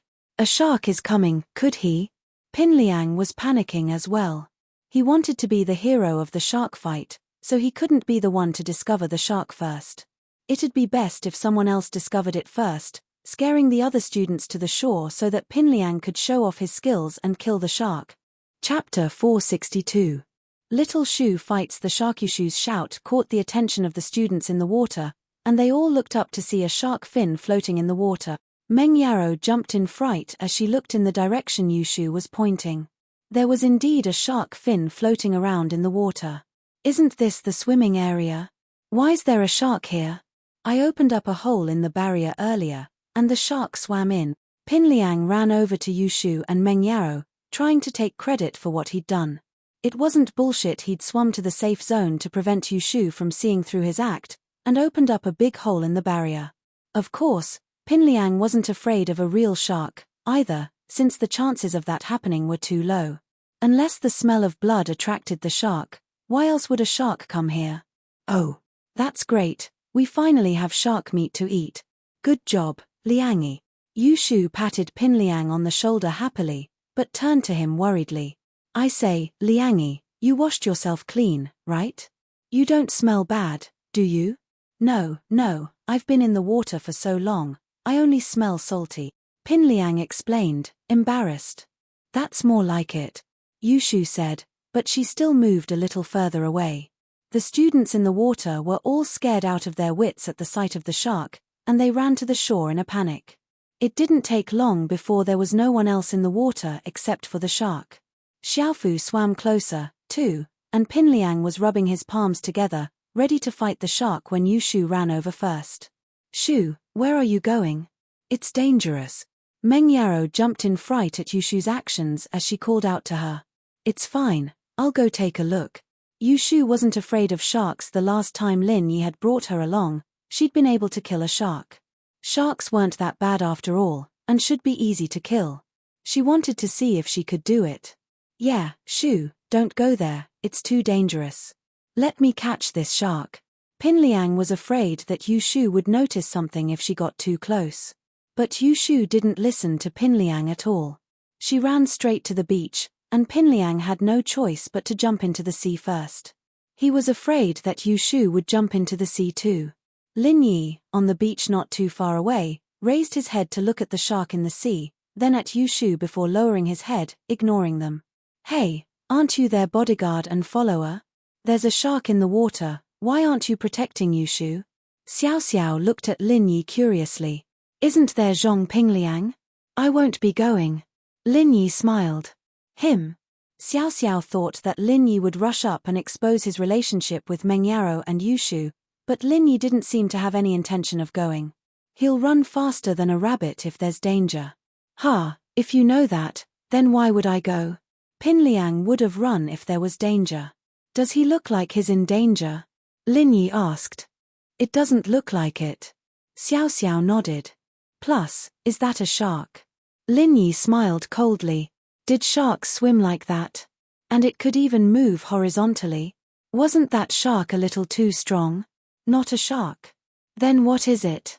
Xiao Xiao blinked, not understanding what Lin Yi meant. You'll know when you see it. Lin Yi wasn't sure what was in the sea, but it didn't look like it was controlled by a machine. It looked more like a person. Pin Liang jumped into the sea and pointed at the shark. How dare you, shark? How dare you come here? Die. Wow, I didn't think Pin Liang would be this brave, fighting a shark. The students on the shore praised, making Pin Liang feel a little smug. Shu, let's get further away. It's too dangerous here. Meng Yaro pulled Yushu away from the shore. Watch me, Yao Yao. Yushu wasn't scared at all. She pulled out a giant pebble from the sea and called out. Liangi, get out of the way. Pin Liang jumped in fright and turned around to see a giant oval object flying at him. He dodged instinctively, and the object hit the shark in the sea with a bang. Ah! Jiao Xiaofu let out a blood-curdling scream as the pebble smashed into his forehead. Blood gushed out from his forehead and instantly dyed the nearby seawater red. Yeah, I killed the shark. Yushu danced around excitedly. She didn't think that she'd hit the shark with just one hit, making it bleed. Why did I hear a scream just now? Does a shark scream too? Meng Yaro looked at the sea curiously, trying to figure something out. Ooh! I was the one who screamed. Pin Liang explained quickly, shocked. He was worried that Xiaofu wouldn't have died, would he? You screamed. I hit a shark, what's yours? Yushu asked curiously. Well, the shark was in pain, and I saw that it didn't know how to scream, so I screamed for it. Yeah, I screamed for it. Pin Liang explained with a dry laugh. I see. Yushu nodded. Liangi, hurry up and get the shark I killed. I want to eat grilled shark meat. Ah. Okay. Pin Liang was quite troubled. He'd wanted to show off his skills, but Yushu got there first. What a waste of effort. Pin Liang dove into the water and saw Xiaofu grimacing in pain as he held his forehead, but it didn't look like anything serious. It was just a flesh wound. Pin Liang sighed in relief and pointed at the frozen shark he'd bought from the supermarket. He gestured for Xiaofu to push the shark from behind while he pulled it up himself. Xiaofu endured the pain in his head and helped Pin Liang push the shark ashore.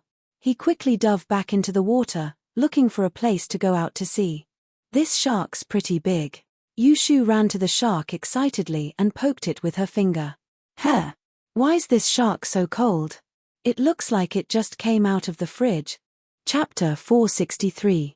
Pretend to be a shark a little longer. Is that so? Yushu blinked. She didn't know if sharks were cold-blooded or not, so she decided to believe Pin Liang's explanation for now. Yes. Pin Liang said confidently. Shoo, I'll make roasted shark for you and yarrow now. We can't bring a fire source on the plane, so I brought a solar barbecue grill. I'll show you high-tech food later. Oh, that's great. Hurry up. Yushu was overjoyed at the thought that she could eat roasted shark very soon. Meng Yarrow, on the other hand, looked at the shark with a weird expression on her face. Why's this shark missing a fin? What? Pin Liang's eyes went wide as he looked at the shark on the ground. As expected, the shark was missing a fin, and it looked like it had been cut off by someone. Pin Liang was so pissed off he wanted to curse at the supermarket owner for lying to him. He'd cut off a shark's fin and sold it at such a high price. He was going to get someone to smash his shop. Motherfucker, Shu must have cut off the shark's fin. Yes. It must have been smashed by a rock. Pin Liang explained. Really? I'm that good. Yushu didn't believe that she could have cut off the shark's fin. Don't tell me you bought this shark from the supermarket. Meng Yarrow said as she kicked the shark twice, noticing that it was hard and solid. It was clearly frozen solid. Yeah, Yarrow, why does it look like you bought it from the supermarket? Look, there's a price tag in the shark's mouth. Yushu looked at the shark in confusion. Is this the one I killed? Lil Liangzi, are you mistaken? Yes, it's definitely it. Pin Liang glanced at the shark's mouth and saw a white price tag. He gritted his teeth in anger. Was this Xiaofu blind? He didn't see the missing fin, but how could he not see the price tag in the shark's mouth? Pin Liang, however, couldn't say that out loud. He quickly took the price tag out of the shark's mouth with a dry smile and stuffed it into his mouth, chewing it twice before swallowing. This isn't a price tag, it's scallop meat. It was very delicious. As the saying goes, humans die in pursuit of wealth and birds die in pursuit of food. This shark must have swam to the shallow sea to eat the scallops, but it was smashed to death by Little Shu's stone. Pin Liang quickly changed the topic, afraid that the two would see through him again. Scallop meat. So you eat it raw? Meng Yarrow felt that something was wrong. This is something sharks risk their lives to eat. How can it not be delicious? Sorry, I should have left something this delicious for you, Yarrow. Pin Liang said quickly. Then you should eat by yourself. Don't call me Yarrow, it sounds weird. Meng Yarrow reminded. Didn't Shu call you Yarrow? Pin Liang couldn't help but ask. Shu calls me Yarrow sis, why don't you call me that too? Meng Yarrow glared at Pin Liang. Forget it then. Pin Liang didn't want to become Meng Yao's little brother. Wouldn't that make it harder for him to pursue her? With a laugh, Pin Liang said, I'm going to roast the shark. All the boys in our class, come over. We'll cut the shark together and everyone will have a share when it's done. Some of the students were more or less suspicious of the shark in Pin Liang's hand like Meng Yarrow and Yushu, but when they heard that the shark was going to be roasted later and that everyone would have a share, no one dared to do such a hateful thing. They all started helping Pin Liang, and their disgust towards him lessened a lot. Pin Liang prepared the solar grill and looked around for Xiaofu. After a while, he saw Xiaofu running over with a shirt wrapped around his head. How are you? Pin Liang asked quietly. Luckily it's just my forehead. It's just a flesh wound, Xiaofu said. Why didn't you hold on a little longer before you went down? I didn't even get to do anything and you went down already. I'm so embarrassed, I didn't even show my heroic image. Pin Liang complained. Liang bro, I had no choice. Yushu was too fierce. She threw a rock at me, and if I didn't go down quickly, I'd be dead if she threw another rock at me, Xiaofu said with lingering fear. You're right, But who knew why Yu Shu was so enthusiastic about this? Pin Liang shook his head. Maybe I should pretend to be a shark again later? Xiaofu asked carefully. Sure, we'll talk about it later. Pin Liang nodded. Let's put the grill on the grill first and get ready to roast it. Pin Liang and Xiaofu waited for a while, but the grill didn't heat up. Pin Liang started to panic. What's wrong with this thing? Why isn't it working? There's not enough solar energy, right? Xiaofu looked up at the sun and said carefully. Then what do we do? Pin Liang looked up. It was indeed cloudy. Don't worry, we still have a hand crank. I'll crank it here, and you blow on the charcoal in the grill. It'll be easy as long as it's lit up, Xiaofu said. All right. Pin Liang nodded and started blowing air into the stove while Xiaofu chewed on the booster with all his might. After a while, Pin Liang's mouth was swollen, but there was no smoke coming out of the charcoal. Xiaofu, on the other hand, was shaking until his arms hurt. Why didn't you guys light up the fire? Yu Shu watched as the boys cut the shark into smaller pieces, and Pin Liang didn't even light up the grill. What kind of grill is this? It's a new model. I bought it on TV, recommended by you bro. Xiaofu said proudly. You believe stuff from TV? Yu Shu's eyes were wide open. That's... Pin Liang almost kicked Xiaofu to death. He'd thought it was some high-tech product, but it turned out to be an unreliable TV show. Liang bro, don't be mad, it'll be done soon. I'll try harder, Xiaofu said as he increased the speed of his shaking, sweating profusely. Xiaofu, why do you look like a Native American chief? Why's there something on your head? Yu Shu said as she tried to pull the shirt off Xiaofu's head. Don't. That's what it means to struggle. Look at TV, people who struggle have a piece of cloth on their head. I'm struggling to light the grill, Xiaofu explained quickly. Chapter 464. Chapter 464. Wood drilling right away, right away. Pin Liang panicked when he heard that Meng Yaro was going to find someone else. Fu, didn't you eat breakfast this morning? Put in more effort. I did, but I threw up. No, I didn't throw up, I pooped, Xiaofu said. Pin Liang's face darkened, feeling a little awkward. Yu Shu really knew how to rub it in. He pooped, didn't he do it too? Pooped in his pants too? Pin Liang was afraid that Yu Shu would laugh at him again, so he said, cut the crap and shake it harder. With that, Pin Liang increased the strength of his breath, blowing at the charcoal in the stove. All right, I'll give it my all. Xiaofu gritted his teeth and increased the speed of his hand. With a bang, a beam of fire shot out of the stove, and Pin Liang howled in pain as the smell of roasted pig hair wafted through the air. Pin Liang's hair was singed, and a part of his face was blackened as well. Fortunately, the fire only lasted for a split second, or the skin on his face would have been burnt off. Fu, what are you doing? Pin Liang panicked. Are you trying to burn me to death? Liang bro, weren't you the one who told me to hurry up? Xiaofu said bitterly.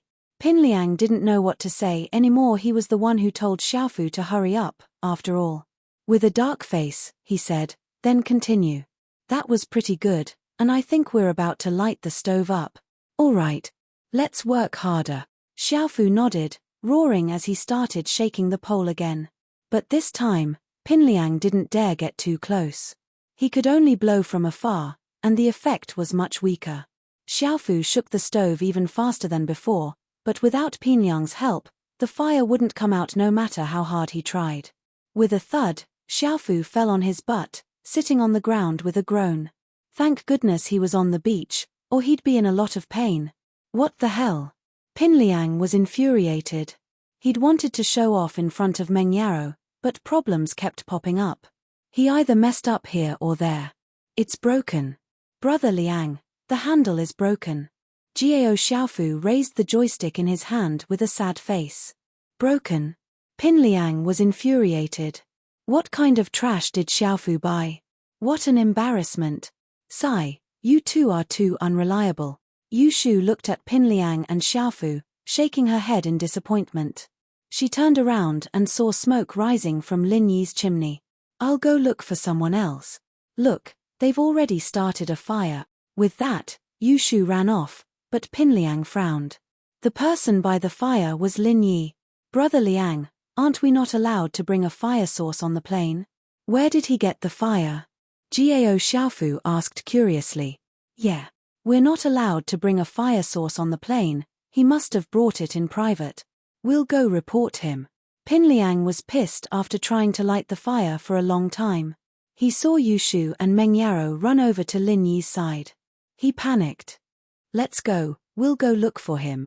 Lin Yi got a few clams and crabs from the sea, planning to roast them. He wasn't interested in shark meat, so he made a fire with some twigs to roast the clams. Lin Yi rarely talked to anyone other than Kang Xiaobo, so no one thought that Lin Yi didn't fit in with the group. Boss, I got some more clams. Do you think this is enough? Xiaobo said as he put the clams in his clothes on the beach beside Lin Yi. It's more than enough for the two of us. Lin Yi said after a glance. Me too. Xiao Xiao was panicking. I want to eat too. Go get it yourself. Lin Yi said faintly as he looked at her. Who did this girl think she was? She wanted to get it for free. Oh. Xiao Xiao stood up, feeling wronged as she walked to the beach. She wasn't happy. Why was Lin Yi treating her like this? Couldn't he be a little nicer? Xiao Xiao was even more troubled when she got to the beach. Kang Xiaobo had pretty much taken all the clams in the shallow water. It seemed like she'd have to go deeper. Luckily, it wasn't that Xiao Xiao didn't know how to swim. She just wanted Lin Yi to teach her. That was why she said she couldn't swim. Going deeper would be dangerous. Boss, why don't you go easy on the fairer sex? Kang Xiaobo felt wronged on Xiao Xiao's behalf. If there was a pretty girl who wanted to eat clams, Kang Xiaobo would be more than happy to give it to her. But now, Xiao Xiao was chasing after Lin Yi. Kang Xiaobo couldn't do that, and Lin Yi wouldn't let Kang Xiaobo do that. Lin Yi, where'd you get the fire? Pin Liang was pissed off, and he felt that he was in the right. He was the one who found the plane, so he had the right to question Lin Yi. He was in the right, after all. Lin Yi frowned and looked at Pin Liang. What's it got to do with you? You. Pin Liang was pissed. He was here to question Lin Yi, but he didn't expect Lin Yi to refute him with one sentence. But Pin Liang wasn't going to back down now. He pointed at Lin Yi. You're not allowed to bring a fire on the plane, and you brought matches and a lighter. Are you trying to put the safety of the whole class at risk? Do you think I won't call the cops on you? Pin Liang immediately elevated Lin Yi's actions to the safety of the entire class, and the students who thought Pin Liang was a little arrogant and despotic all stood on Pin Liang's side. Yeah, bringing a fire with you was the same as screwing everyone over. Which eye of yours saw me bring a lighter and matches? Lin Yi smiled coldly. You're just looking for trouble, aren't you? How did you start a fire without a fire? Pin Liang was sure that Lin Yi used a fire source to start a fire. Otherwise, he wouldn't have any equipment to start a fire. My boss started a fire by drilling wood. Kang Xiaobo was pissed. Pin Liang was accusing Lin Yi of using a lighter or matches to start a fire. Drilling wood to start a fire? Pin Liang paused and laughed. Are you kidding me? Drilling wood to start a fire? Why didn't you say you used a magnifying glass to start a fire? Didn't you learn in primary school? Didn't you know that drilling wood to start a fire? Kang Xiaobo rolled his eyes and ignored Pin Liang. Then drill another one for me to see. If you can't do it, I'll call the cops. Pin Liang shouted angrily.